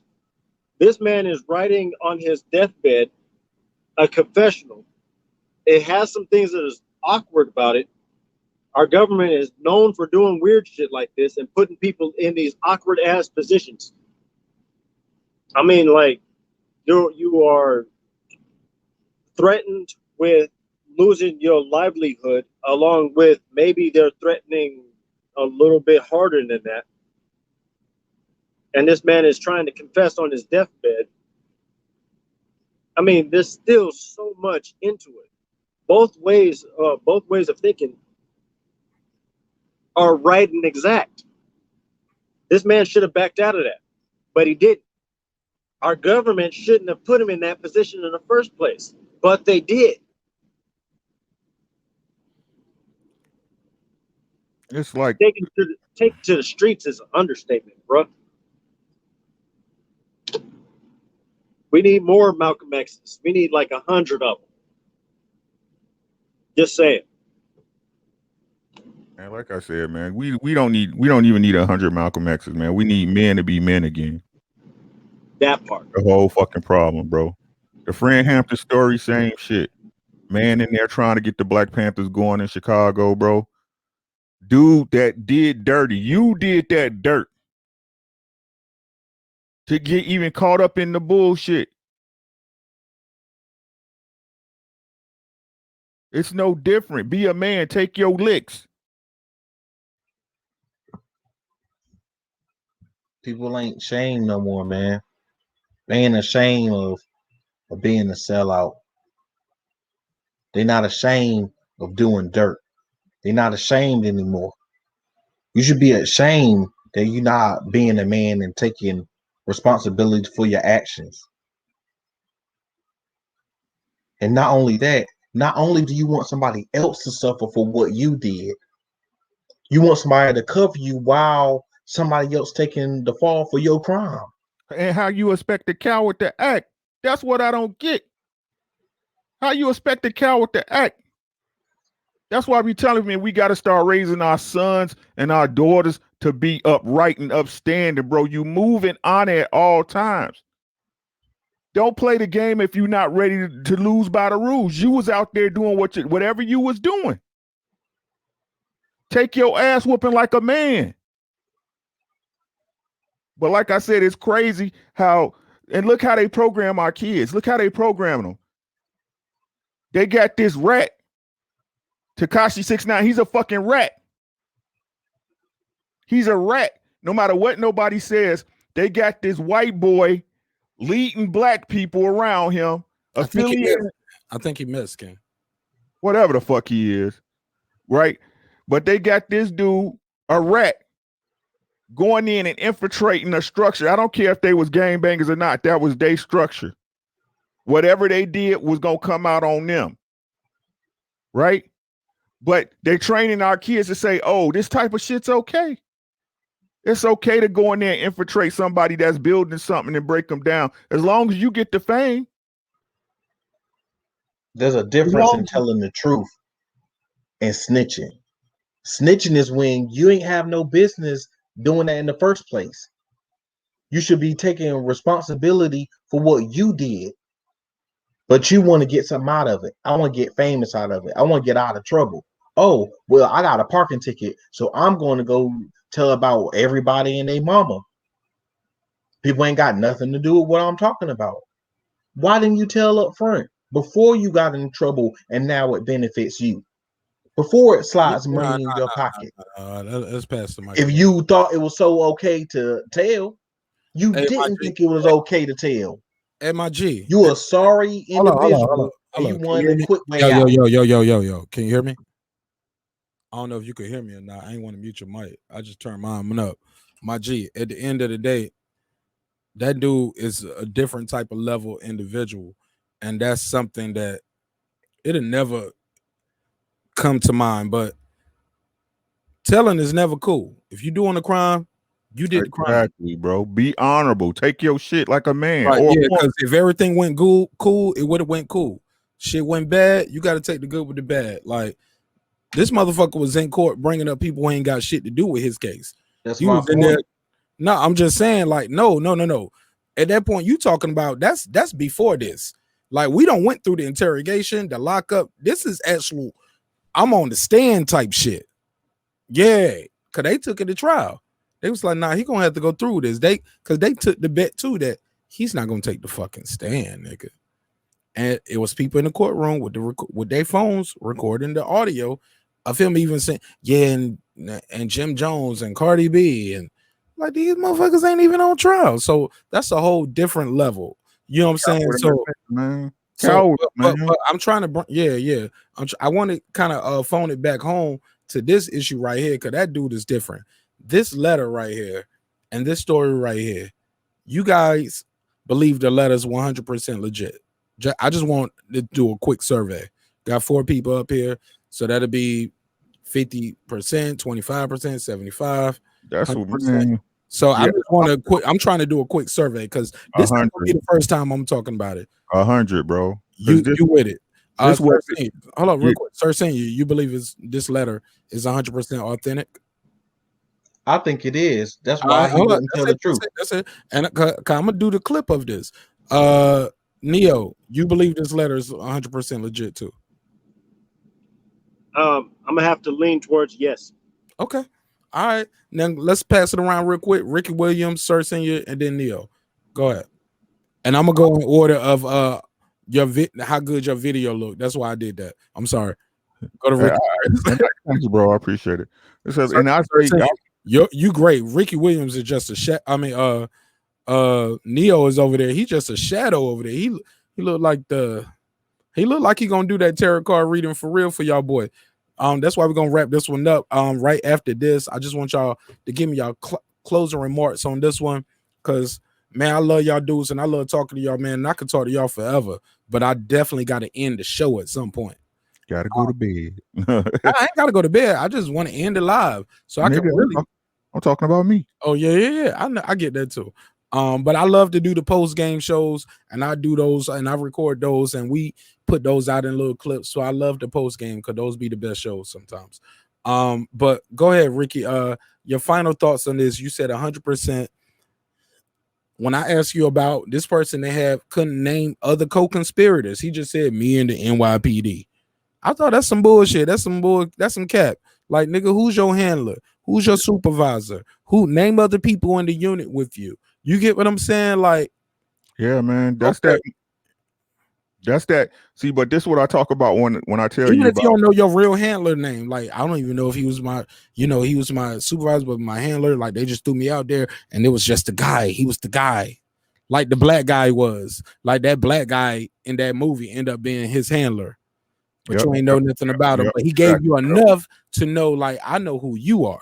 Exactly. Yep. You're right. You get what I'm saying? No doubt. So I get it. I get it.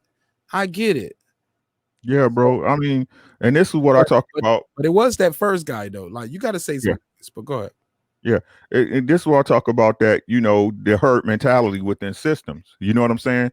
Like, you couldn't pay me enough to do somebody dirty who didn't do nothing to me.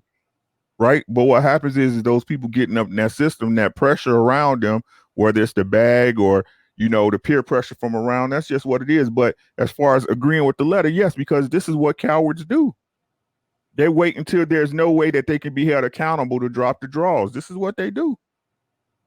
Just like with Fred Hampton, this motherfucker, he come out there and tell his story. What happened? He killed himself.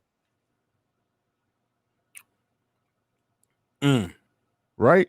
They do it when they feel there's no when they can beat accountability. That's when it gets done. And what better time than when you're on your deathbed? Right? The doctor said he had 6 months to live. He couldn't pay the bill. Doctor gave him 6 more months. Right? So whether the letter is real or not, I don't give a fuck. I know they conspired. I know they conspired to kill Malcolm. I know they conspired to kill Martin. I know they conspired to kill fucking JFK. I know they conspired to experiment on black men with the Tuskegee experiments. I know they condoned slavery for our people for over 400 years and didn't give a fuck about it. I knew that. I know and researched that they used the feminism movement, the feminism movement to separate black families and to remove the black man and the black woman from being together, to put obstacles and barricades within that. I do know that they created Planned Parenthood to kill black babies. This ain't conspiracy. This is facts. But you got to conspire to do something before it happens. Y'all got to understand, whenever the media, whenever it's the villain, more than likely that's the hero. Whenever the media presenting you with a villain, 98% of the time, that's the hero. And they continue to kill our heroes, and you wonder why a black man don't want to stand up.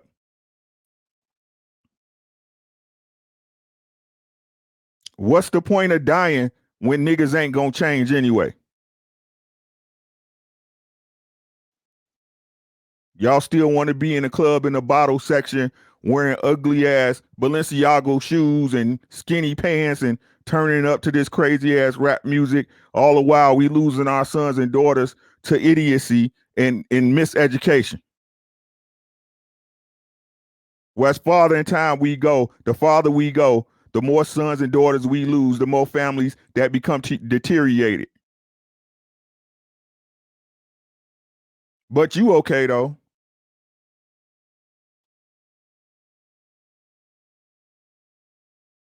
You okay. Your bag's okay.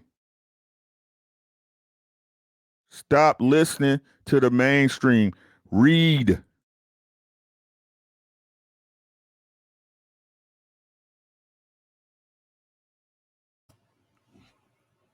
Go ahead, man. You cooking. I'm done, man. My people, we the most beautiful people, man, but we need to get it together. We.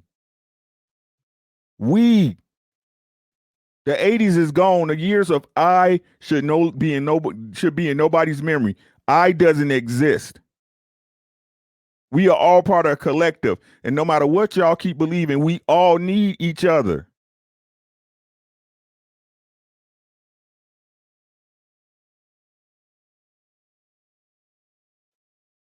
We all need each other. Y'all want to know how to beat the system? Develop your own.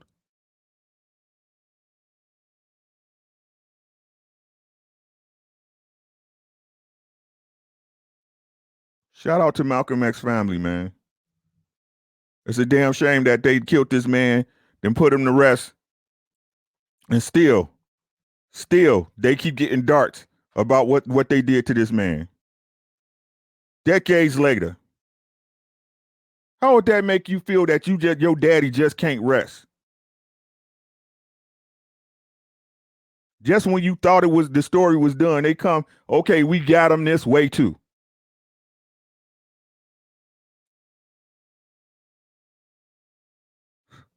They kill our heroes and feed it back to us. They kill our heroes. They kill our heroes and put it in a movie, and we buy our own pain back. And y'all wonder why we broke. Y'all wonder why we broken.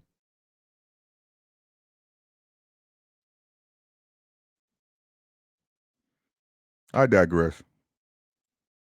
Hey, man. Hey, look, you keeping it a buck, Ricky. Hey, look, and that's why I let you cook, and I try to mute my mic. Sometimes I cut people off, but everybody be in the chat. It's always saluting, but sometimes people don't realize when you're listening to a superior officer speak, and you need to be silent, soldier. I appreciate the salute, but don't just salute me, man. Actually respect me when I'm speaking, and shut the fuck up.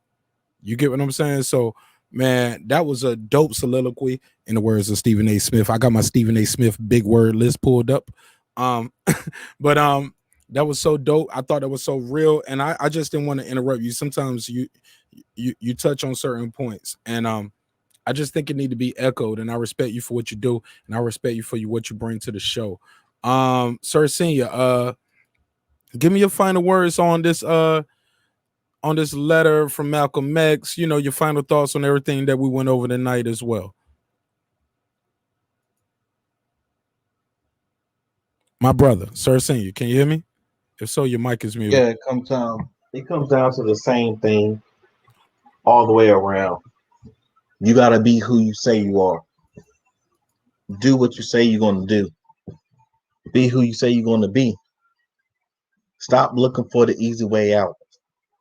If you're going to do something, then do it. Stop sitting here and trying to find a way to get out of stuff you're supposed to be doing. If you're a man, then be a man. If you're going to do something, do what you're supposed to do. Do what you say you're going to do. Stop trying to find a way to make it somebody else's fault. Let somebody else take the blame.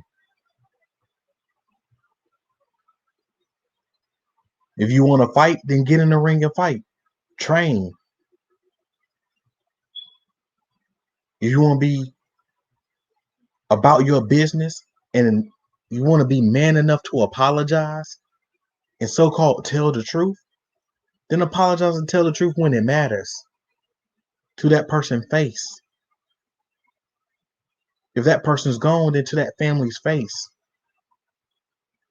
Take what comes with the crap that you did.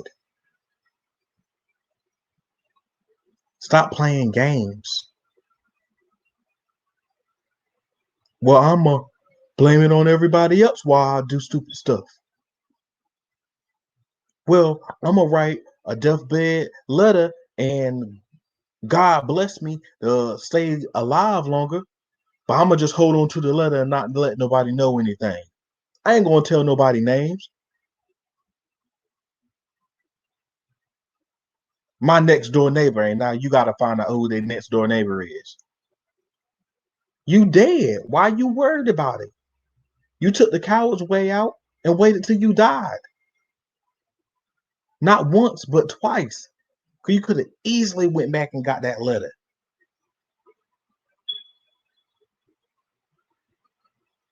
Yeah, you told the truth. 10 years too late. Even 5 years too late.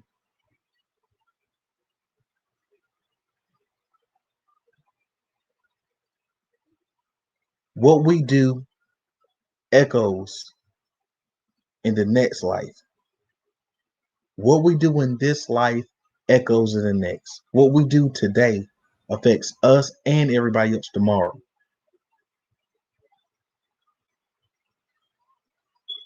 Do something that's worth something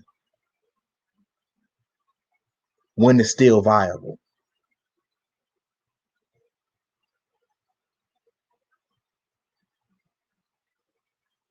Stop playing with your life and stop playing with ours.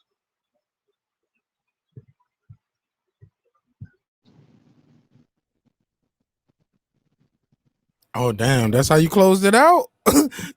yo, he notorious with the hang up. When he bang it on you, pause. Like he gonna bang it on you, just be like, whatever, nigga, I'm out.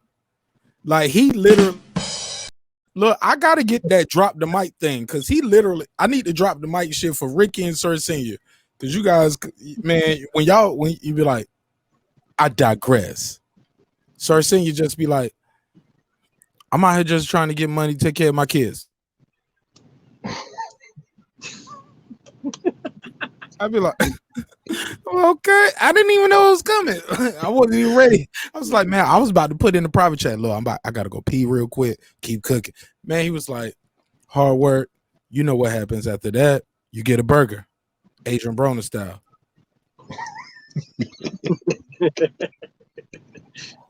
I was like, what does that even mean? I was like, what does that even mean? But it's all good, man. Sir, you my dude, you my brother. I love you. And thank you for everything you do for the show. Rick, you already know as well. Let me go out here to my man on the move. This guy is spreading our word, our banner. Bro, I need to send you a pack of stickers. So everywhere you travel, you can put the stickers on like the gas pumps while you filling up. Do it, put your hoodie on and run off, but put the stickers on the gas pumps everywhere you travel. I'm gonna send you a pack of them if you know what I'm saying. If you but you might be too cool for school, but I'll send you a couple. If it's cool with you, that'll be dope. We'll definitely monetize you and help you out as well with that. But man, that is dope, bro. You like the guys who out here on the road, the truckers, man. You guys are our core audience. You guys are the ones who make the show possible because you don't just watch the show. I can see the viewership. I see the analytics. I see the donations. I see the time that you guys are communicating with me on the chat, watching the playback, things you guys pull out the playback and how the joke hits. I'm like, oh, you had to be watching for a minute because you even get that part of the joke because it might be a running joke on the show. But I don't know if guys do coffee mugs or what, but I'm trying to figure out something I can give away to the guys on the road, like that we can market and do that. Like, do y'all drink coffee? Like some kind of what's the size I should get? Because y'all need a big cup. Y'all need like the 32 ounce, but y'all need it to fit in a certain size holder. Like somebody was trying to teach me about that. We'll talk about that. I'm sorry. Whatnot. Go ahead. I usually keep a few mugs and whatnot on me. Reach down. Okay, hey, my brother, this ain't about to be the mug show. No, not don't show nobody mug right now because they don't pay me. No disrespect. We're gonna talk about that on the private side, but give us your final thoughts on everything we discussed tonight and how we can what we can do far as cleaning up our sport so we don't get these bad decisions. Also, how do you feel about that Malcolm X letter? And your take on everything we discussed tonight. Yeah. Let me keep it light real quick. Yes, sir. Yes, sir. Not with the sports. Look, the refs are calling it. The refs are part of the gambling part, and they call it how they see it. This means that your judges are in on it too. Are we going to be able to stop them? I'm not too sure if we can stop them from making those bets and whatnot, and kind of upsetting the bureaucracy, the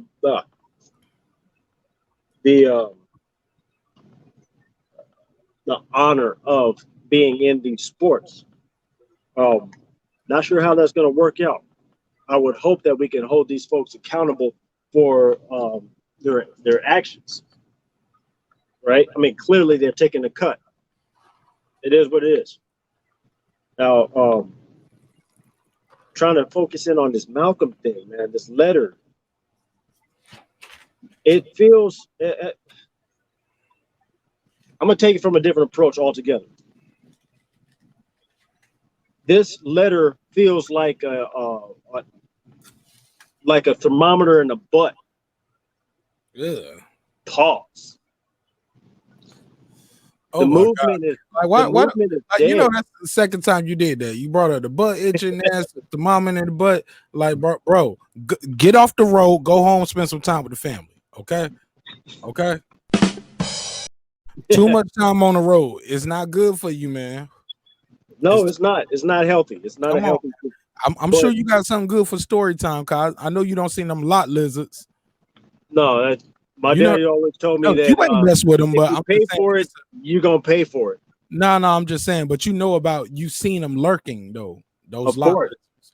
But give us your finals take right here on this Malcolm X situation and this letter written by Raymond Wood, former NYPD undercover in the Bossy Unit, Bureau of Special Services and Investigation, Special Investigation Services, whatever they called it. But it was a rogue unit who did rogue things, and he was a part of that.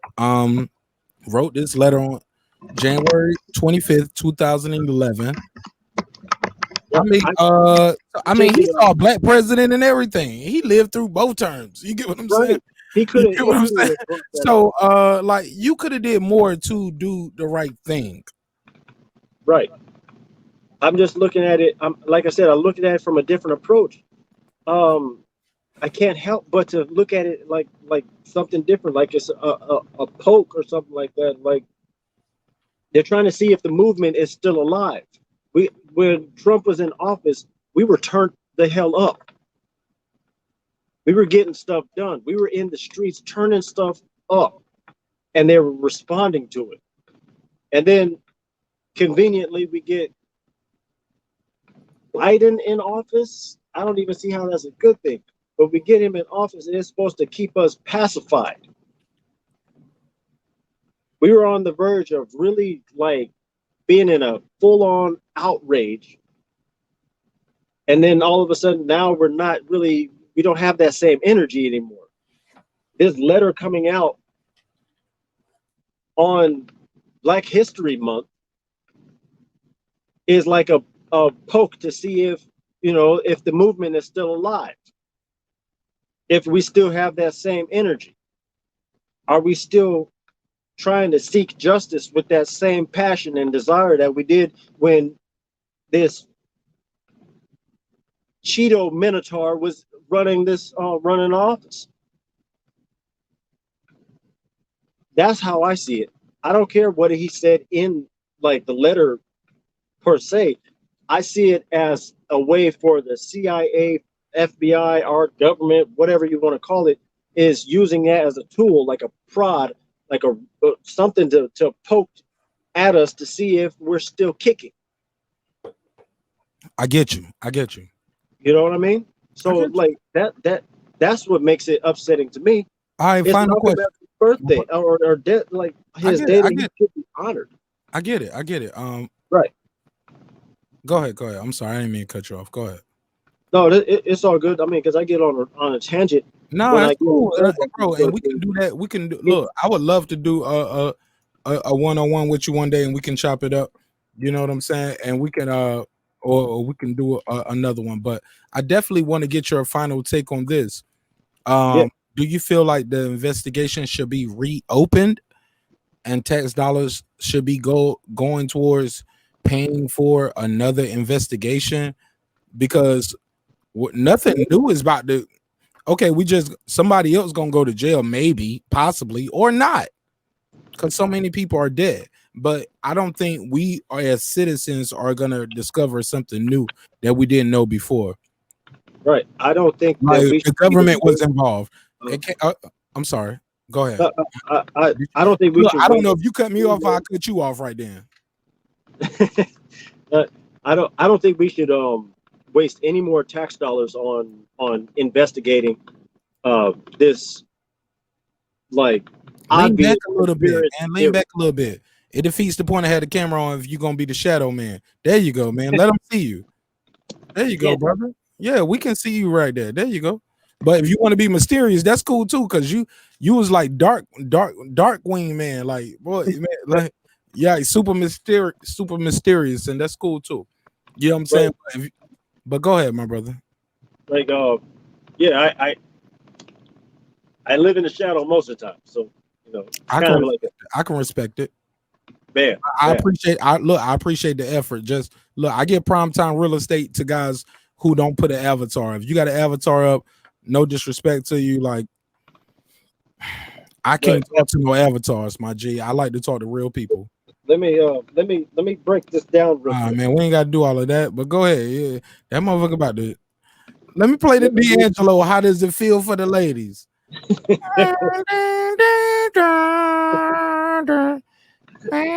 right, go ahead. All right, that's it.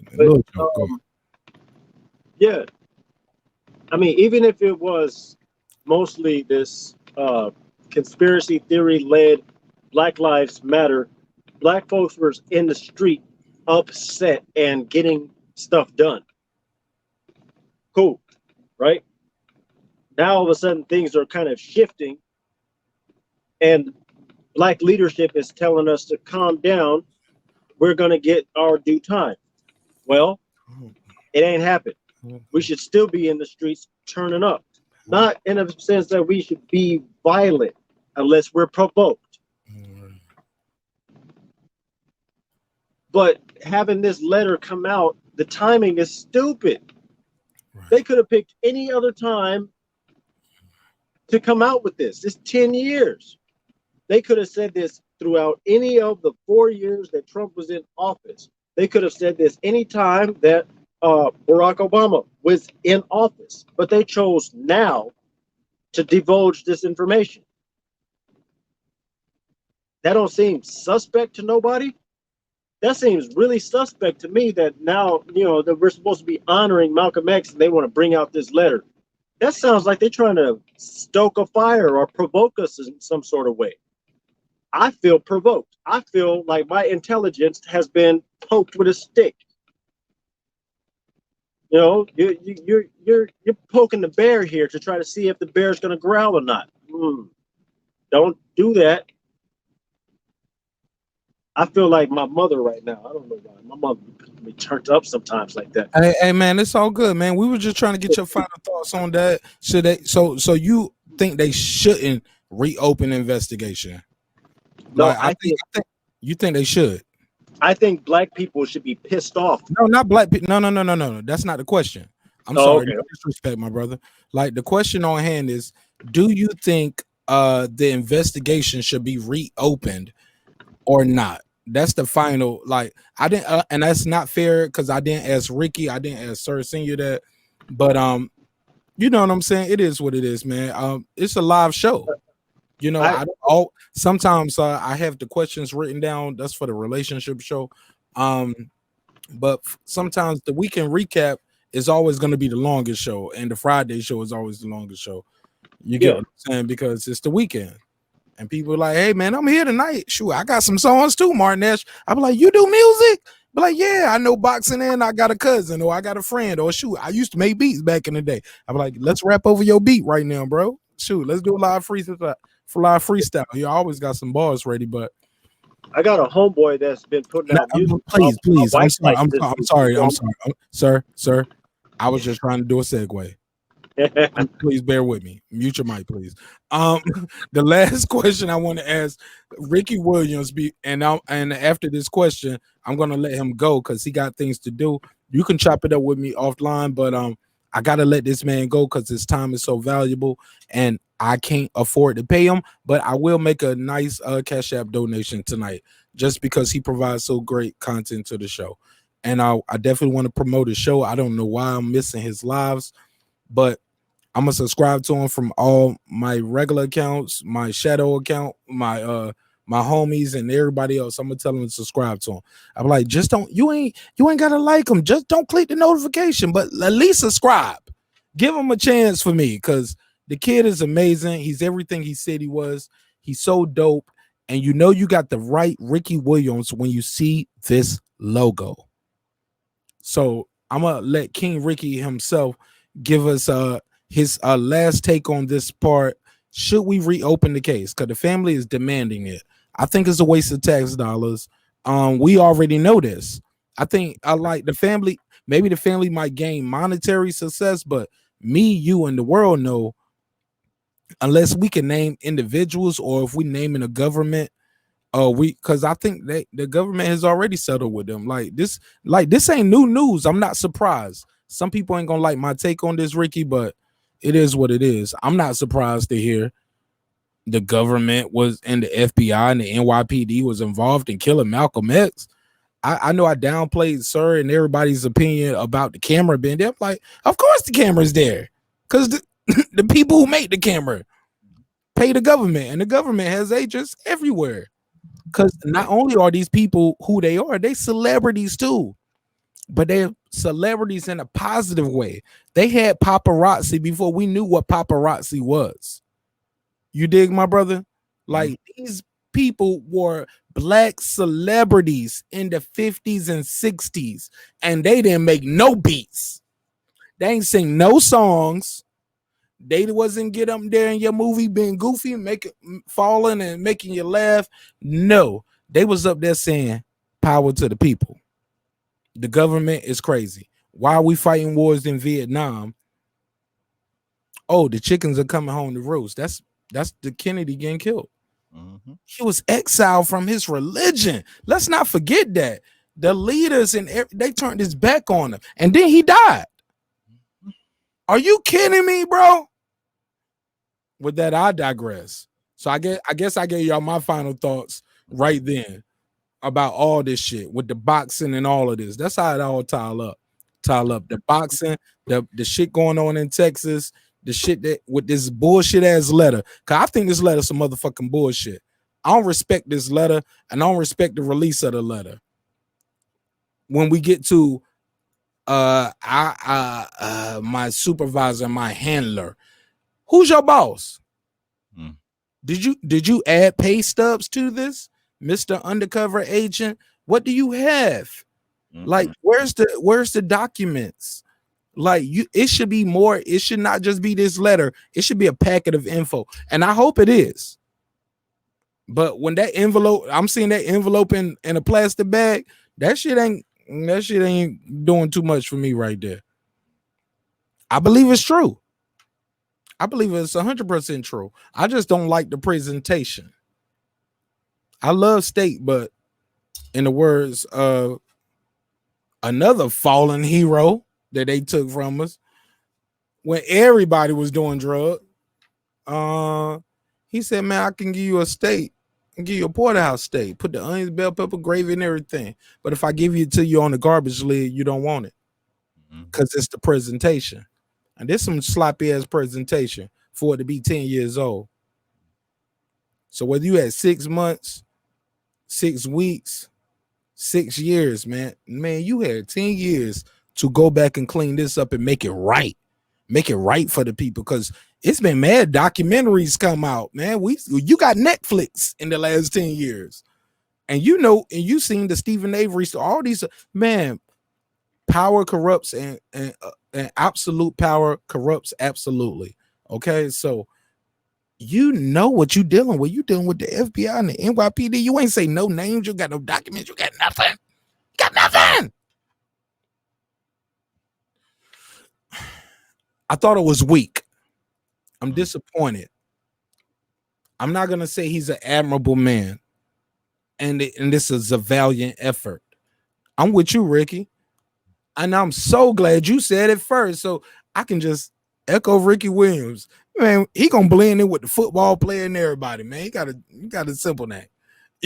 No disrespect, I don't mean it, but you none whatsoever, bro.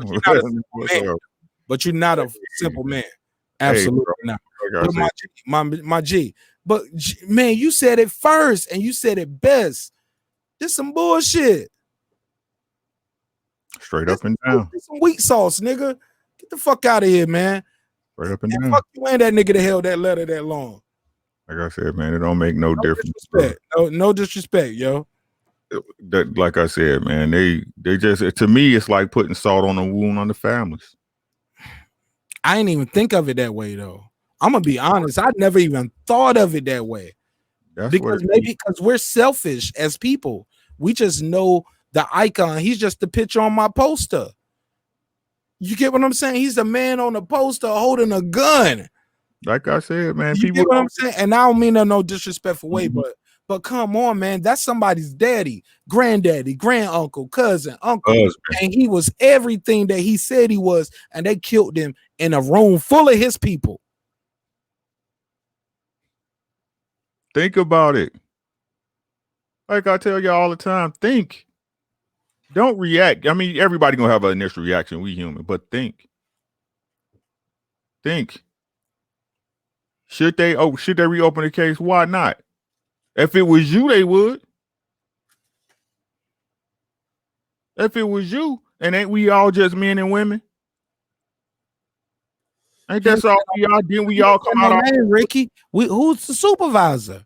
Who's the next person in line that we can get for this? I don't care. The entire New York PD needs to be held accountable. I told y'all before, these systems need to be tore asunder. Facts. These systems need to be torn asunder. Put a number on it. Like, because you got to bankrupt the system then. You don't have to well, there's no bankruptcy because there is no money. I keep telling y'all that. We don't digital. But right? You gotta put a number on it. Right. You talking about a number. It's simple, man. It's simple. All people have to do. This is how easy it is. It's the hardest and easiest thing in the world. You see people around you doing it every day. Right? Be responsible and be accountable. That's it. That's it. It's no accountability. The police have unions. The police they don't sue. Bro. They don't sue the person individual. Look, Ricky, hold on, Ricky. It's not even that. You know these people are bought off. Bro, this is what I'm saying. Laws in place by people that are bought off. We just talked about this earlier. Understandable, but this is what I'm saying, bro. The reason why you have the government, the reason why you have police, the reason why you have these systems is simply because people aren't responsible. People aren't accountable. For example, let's say I'm in Atlanta, Georgia, right? Me and you meeting up. We go out, we get some drinks, we smoke a little something, we go get something to eat, right? I'm in my rental car, you in your car, and I back out, not seeing, and I hit you. Right? What's the beef between an insurance? Hold on. Say that again. Huh? Say that again. You said you in Atlanta. Yep. I'm from Minnesota, and you just hit me. I'm just hanging out. And who in a rental car? You or me? I'm in a rental car. Okay. Right? And I hit your car. Right? Right. I'm with you. So, what's the need for insurance, a police officer, or any discussion or issue if I get out the car and be like, oh, Mark, I fucked your car up. Get an estimate, see how much this gonna cost. I'll get you that money. Nigga, please. I'll fuck with you. I don't know you. This is a big country. I'm in Atlanta. People in and out every day. you're not gonna pay me. Now if you said, hey, you're proving my point. I'm definitely gonna prove your point. I'm not letting you slide. Boop, boop, you proving my point. And bro, but chances are too, it might be other injuries involved. That don't mean I'm a bad person. I'm not saying that. And that don't mean I'm trying to scam you. But Ricky, that doesn't. No, Ricky, I'm a good person. I don't know if you a good person. That's the fucking problem, my nigga. That's the fucking problem. If men all moved a certain way, and I ain't even saying the majority of motherfuckers ain't about shit. That's the goddamn problem. You shouldn't have to have no one to interfere and take care of your own adult responsibilities and shit you supposed to be accountable for. We beyond that at this point, bro. It's too many people on this earth, bro. I couldn't even find you no more if I don't get the people involved. And you can get off on me. You know what I'm saying? You could have killed my daughter in this accident. You know what I'm saying? Or not even killed her, but caused some damage just off of whiplash and her brain moving a certain way. She look fine now because she don't talk anyway. She a 1-year-old kid. Again, but I don't know what damage you did. It's not about you believing me if I'm responsible. And you probably could have did no damage. But I go get a CAT scan, and who's gonna pay for the CAT scan? Listen, it's not even about you believing I'm responsible. It's me proving to you that I'm responsible, that I'm accountable. That's what men do. I don't talk about I'm gonna get you the money. I'm gonna get you the fucking money, bro. If there's a problem that arises, me being responsible, hit me up, bro. I'm gonna take care of it. That's what I'm saying. People don't, you can't even trust nobody to be accountable because most of these motherfuckers ain't real anyway.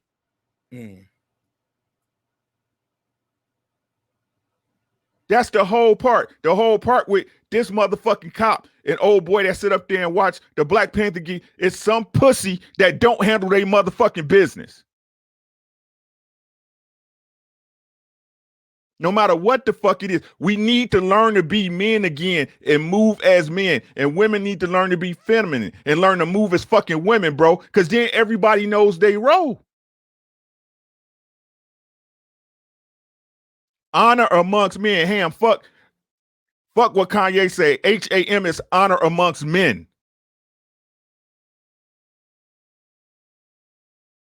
And they like I said, everything they do in the media and everything they do with our kids in education in the schools is pushing our kids further and further away from being individuals. They all fucking lemons and all following what some other motherfucker is telling them to do. There's no free thought. There's no free will. Everybody goes like a fucking wave in the ocean as soon as something's put in for everybody to fucking react.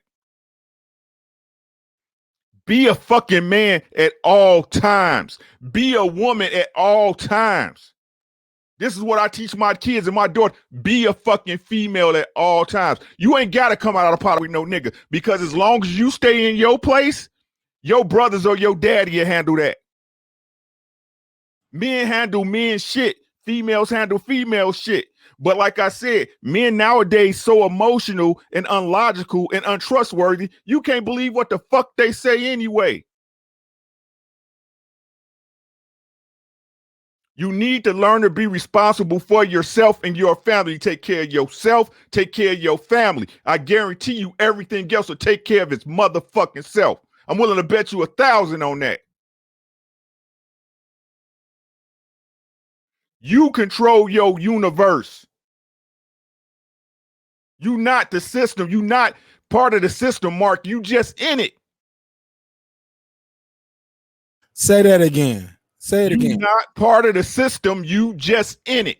That's what I've been telling them because I was like, YouTube can take this shit from me. And they have showed me they can take it from me whenever they choose. Because the same shit I was doing before, they didn't give me no strike before. They was just like the owners will get the copyright. They get the money. This time they was like, the owner get the copyright and they get the money. Some months went by, but I did that shit on December the 19th. They gave me a strike after telling me we'll just keep the money. At some point in February the 3rd, they was like, we don't want the money. We just want you to not be able to do a live all month for the next 90 days. All right. Man, I created another channel same day, started doing the other lives. I was just like, damn, man, shit is real. Shit is real. You start hitting certain nerves. It is what it is. I get it. I get it. I did do it. But y'all told me y'all was just gonna keep the money. I could have deleted the shit. I ain't have to put the shit out there. I thought y'all was cool with it. Y'all just wanted y'all money. But now it was like, nah, the money don't count. We gonna do this shit on Black History Month on your black ass. You ain't doing no lives this month, nigga. So I get it. But Ricky Williams, thank you again for pulling up. Tell people where they can find you at, man, how they can get in touch with you, my G. Hey, people. As I always say, peace to the gods and goddesses. You are God, you are goddess because you control your world. You create everything within your brain. Everything you need is behind your forehead and between your two ears. Okay? If y'all want to hear me talk shit, you can hit me up on YouTube under Ricky Williams. Just look for that RW. I am also on Instagram under RDubs. That is ARE. That _DUBBZ, and on Facebook under Ricky Williams. Look for me. You will see a picture of me with smoky eyes. If you want to be my friend, go ahead and send a request. I'll be happy to accept you. We can kick the Willy Bobos. Again, good night. I hope y'all have a pleasant one. Shout out to my man, the hardest working man on YouTube, Marq Nash, Sir Senior with the gems, and Neo, the real one, out the Matrix. Y'all have a good night. God bless you, my brother. Neo, talk to him, man. Tell them where they can find you and how they can reach you, my brother.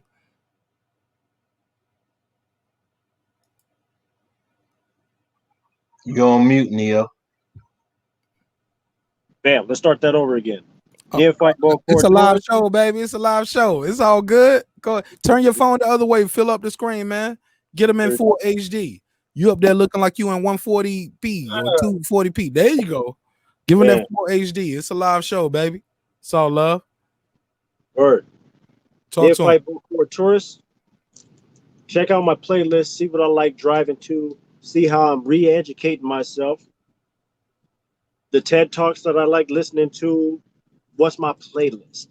Neophyte Core. That's another set of playlists that I like to talk. Make playlists for us conjure folk. Right? You look at some of the things that I think you should be paying attention to. I've been out here for a long time studying this stuff. Some of this stuff could be helpful towards you.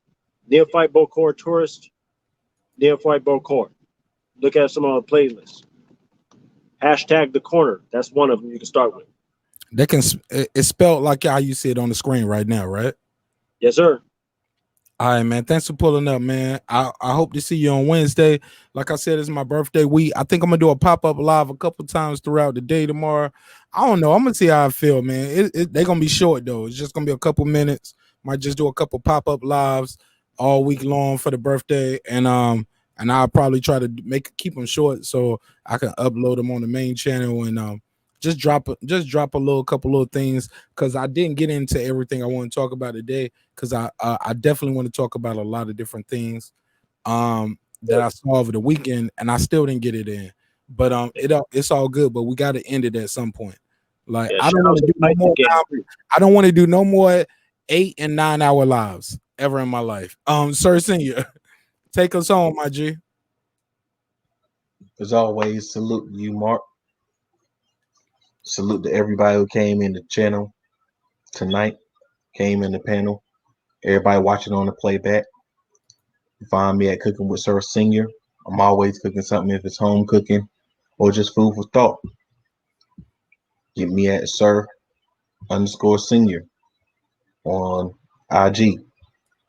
As always, be blessed, be safe, be certain, be responsible.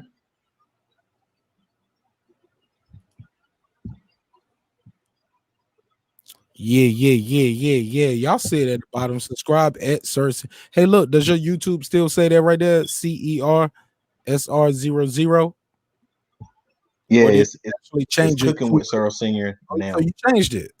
Yeah, it's Cooking with Sir Senior. Yeah, it still pull up the same way for me. So let me make sure I change that in the moniker right here. So but yeah, my moniker always comes up as Sir Senior Double O. You spell cooking with cooking, or do you got cooking with? You got COOKING with an apostrophe and WIT, or is it cooking with? How do you spell it? With WITH. Let me know if this pop up right. Oh no, I got wit. Look at me, my hip hop ass. There we go. Hip hop.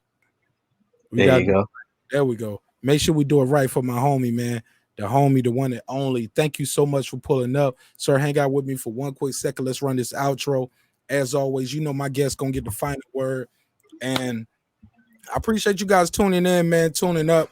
I hope y'all had a good time. Like I said, Mondays are always a longer show because it's the weekend recap. And so much happens between Friday and Monday night. You get what I'm saying? We win some, we lose some. Hopefully, I'll see you guys back here all safely Wednesday at 10 p.m. for our flagship show. I'll probably do a quick couple drops tomorrow, or I'll just give y'all my take on something. Maybe I don't have time to do a whole full panel like this, but I want to start doing more episodes. I want to get even more active right now that they got me on the got me on the backup channel. I feel like they're trying to shut me down. Even though I know I did the shit, man. I did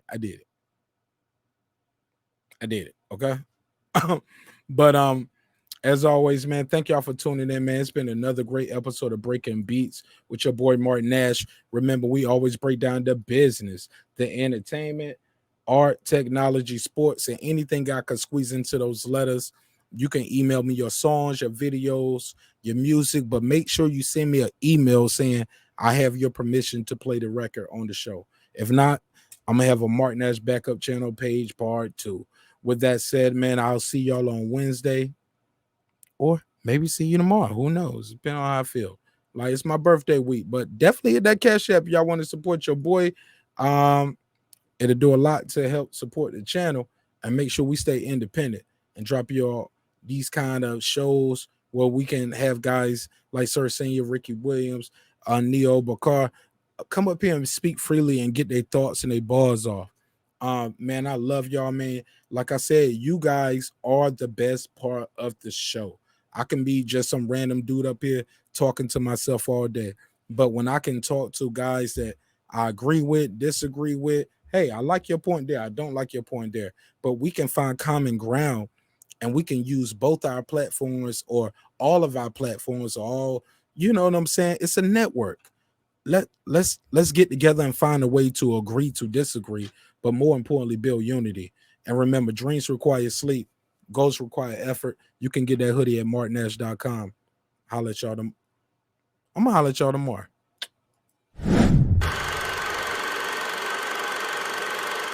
This that squad side.